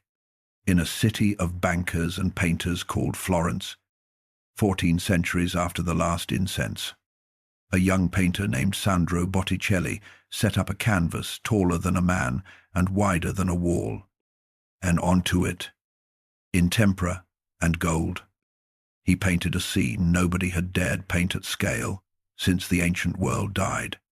A green sea, a great scallop shell riding the foam, the west wind, cheeks full, blowing roses through the air, and standing on the shell, just arriving, just about to set her foot on the shore of our world all over again, a woman with copper gold hair, friend, and you have seen her. Do not tell me you have not. The birth of Venus hangs in Florence today, and in the memory of every American who ever opened an art book, walked a museum hall on a school trip, watched an ad, bought a shampoo. She is on dorm room posters and coffee mugs and half the visual furniture of your century. That exact figure, that exact shell, it is the same arrival. Friend, the one you and I watched in the second hour of this night. The foam opening, the woman standing up out of the sea, finished and unafraid. 1,000 years could not keep her under the water. She steps ashore in every age. Friend, whenever the world remembers, it is lonely. And the world always remembers. Cities burn. Lovers age. Empires stamp their coins and fall. She had outlived every single one of them by doing the only thing she has ever done. Friend, arriving on the next shore. And her story has one shore left tonight. The sky is turning grey at the edge. Friend, have you noticed? Set the myth down gently now. Right here beside you. We are not quite done with it. Look east. Here we are, friend, back where we started, and nowhere at all. The grass under you, the night around you, and the sky doing what the sky has been doing all along while we were away in the old stories. Working, turning, keeping its appointments. Set the myth down gently now, right there beside you. We are not finished with it. But for these last minutes, I want your eyes on the real sky, because the strangest discovery of this whole night is not in any poem. It is up there, and it is about to rise. Let me tell you. First, the last Greek story of the night, and it is a true one. The historians, kind of true. The Greeks, you remember, watched 2 stars in the evening, low in the west, the sweet one, the lover's lamp, first light out after sunset, and they called it Hesperus, the evening star, and they poured wine to it at weddings. And in the morning, low in the east, running ahead of the sun, the cold white herald, and they called it Phosphorus, the light bringer, the soldier's star, the one you saw on watch duty in the grey hour when the campfires had gone to ash. 2 names, 2 stars, 2 altars. Friend, in some places, for the gentlest light in the sky and the coldest one, and somewhere along the centuries, the watchers of the sky, the patient ones, the Babylonians first, by long tradition, and among the Greeks, the old tradition names Pythagoras himself, did the slow arithmetic that patience makes possible. They noticed that the 2 stars were never in the sky on the same night. Not once. Friend, not ever.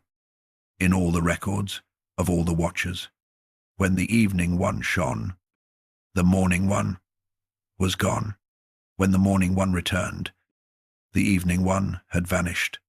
Season after season, year after year, the 2 brightest stars in heaven traded places with a punctuality that stopped being coincidence. And one night, in one mind, the truth finally stood up. It was 1 star. It had always been 1 star. Hesperus is Phosphorus. Friend, the sweet lamp of the lovers and the cold herald of the soldiers. 1 single light, seen on 2 sides of the dark. And the Greeks had been praying to both faces of it for centuries, without knowing they were praying twice to the same thing. And when they understood that, friend, they did the most Greek thing imaginable. They looked at the one light that was both the tenderest and the coldest thing in the sky, and they gave it, permanently, once and for all, her name. Now you know why. Friend, you have known for hours. Really, you just needed the sky to say it plainly, because that is the whole of what this night has been teaching you. Chapter by chapter, wedding by wedding, wound by wound, the goddess who warmed the ivory girl under a sculptor's hopeless kiss, and the goddess who fed an innocent queen to a curse to bring down one proud boy, the mother who came down through the spears with her arms open, and the power that marched Helen down the wall to a bed she despised, the lady of the footprint flowers, and the reason 60,000 dinners stopped cooking. 1 goddess.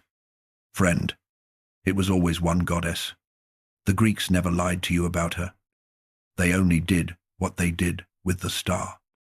They gave the 2 faces 2 kinds of stories, and left you to do the arithmetic in the dark.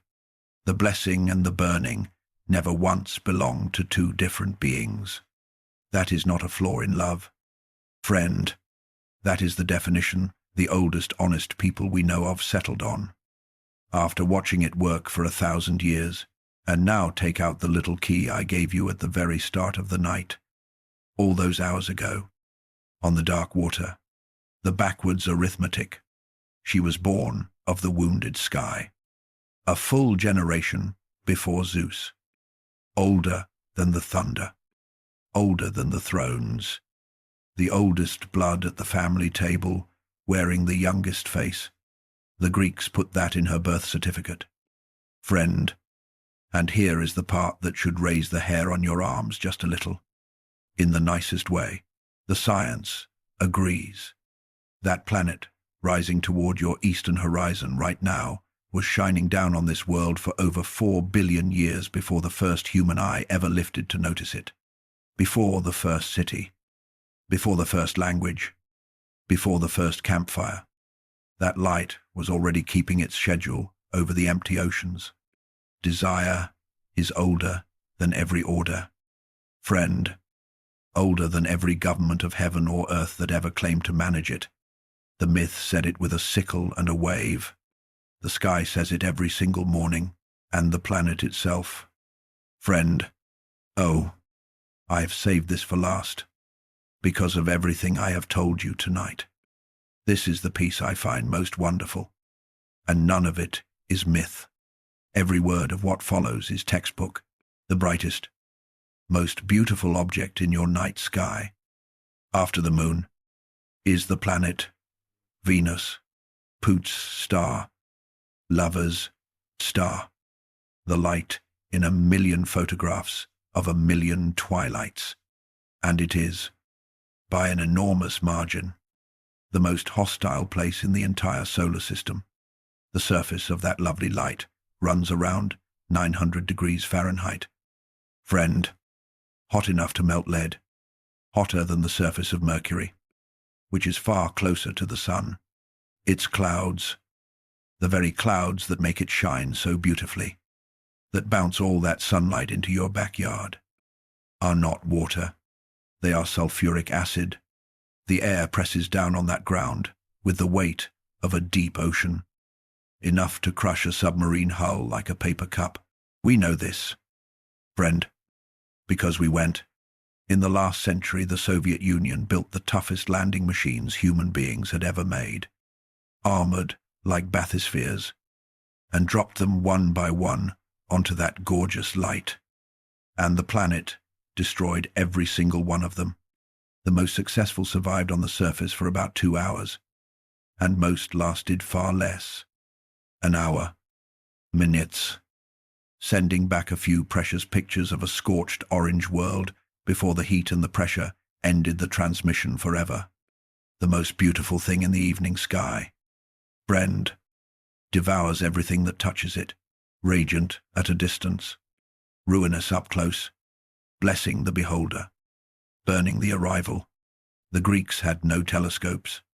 Friend, they had the plot. 3,000 years before the first probe went down into those acid clouds, they looked up at the loveliest light in heaven and told stories in which everyone who reached out and grasped that loveliness, the smith with his net, the queen with the borrowed belt, the boy with the apple, the city with the horse, drew back a burned hand, and everyone who honored it from a right distance, the sculptor at his altar, the runner with his prayer, walked away blessed. They could not measure the surface temperature. Friend, they measured everything else, and her name never left. Friend, it is all around your ordinary American week, hiding in plain sight, and I will hand you the last few pieces now. Quickly, softly, the way you empty your pockets before sleep. That light rising in the east is the single most common cause of UFO reports in the United States. Friend, year after year, thousands of your countrymen see her low and blazing on the horizon and call the police. The airport, the hotline, pilots have chased her. She has been mistaken for everything except what she is, which is the oldest, famous thing a human being can see. In February, in every drugstore in America, a little winged boy with a bow takes over the greeting card aisle. Friend, you have bought him. You have taped him to classroom doors. That is Eros. Friend, that is her son, the boy with the arrows, the burned shoulder, the girl he carried up to heaven.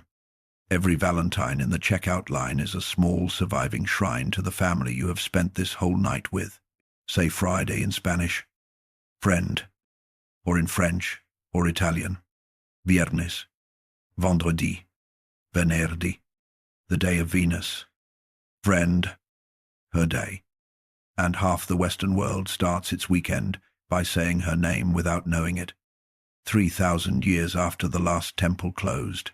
And one more, friend, my favorite, because it is so purely, strangely American. There is a plant famous over the whole earth for one trick, a flower like a small open hand, sweet nectar at the rim, and jaws that close on whatever comes to taste it. The Venus flytrap. Friend, beauty as bait. The whole lesson of this night grown out of the ground in miniature. And that plant is native to exactly one small corner of the entire planet. Friend, not the Amazon, not some far jungle. It grows wild only in the pine bogs within about 75 miles of Wilmington. North Carolina, America. Friend, is the one natural home on earth of the flower that carries her name and her whole biography in its jaws. I do not explain that. Some things you just set gently on the nightstand, and now look east. Friend, really look. Or if your eyes are already closed, let me look for you, there, low over the rim of the world, in the grey that comes before the gold. A point of white fire has cleared the horizon, the morning star. Friend, rising exactly on schedule. The same light we watched go down in the west in the first minutes of this night. It never went anywhere. You know that now. It only did what it has always done. Passed behind the sun's glare and come around the other side. Evening lamp to morning herald. Hesperus to phosphorus. One light wearing its two faces. The way it did over Troy. The way it did over Sparta the night the ship slipped out. The way it did over a wedding on a green headland.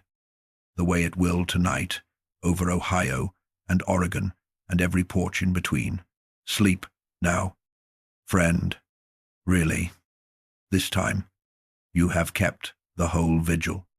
The foam and the footprint flowers, the forge and the net, the boar and the red roses, the lamp, the box, the apple, the fire, the shell coming ashore in Florence with the roses blowing. You have done the arithmetic the Greeks took centuries to do, and you did it in one night, lying still, and if you wake early, friend, in the grey hour before your alarm, do this one thing for me. Look east before you look at your phone. She will be there, the brightest thing in the morning sky, hanging over the school buses, pulling out of the depots, and the sprinklers ticking around their circles, and the first coffee going in the first kitchens. 3,000 years out of Greece, and right on time. The star sets every evening, friend, and every morning. So far, she has come back.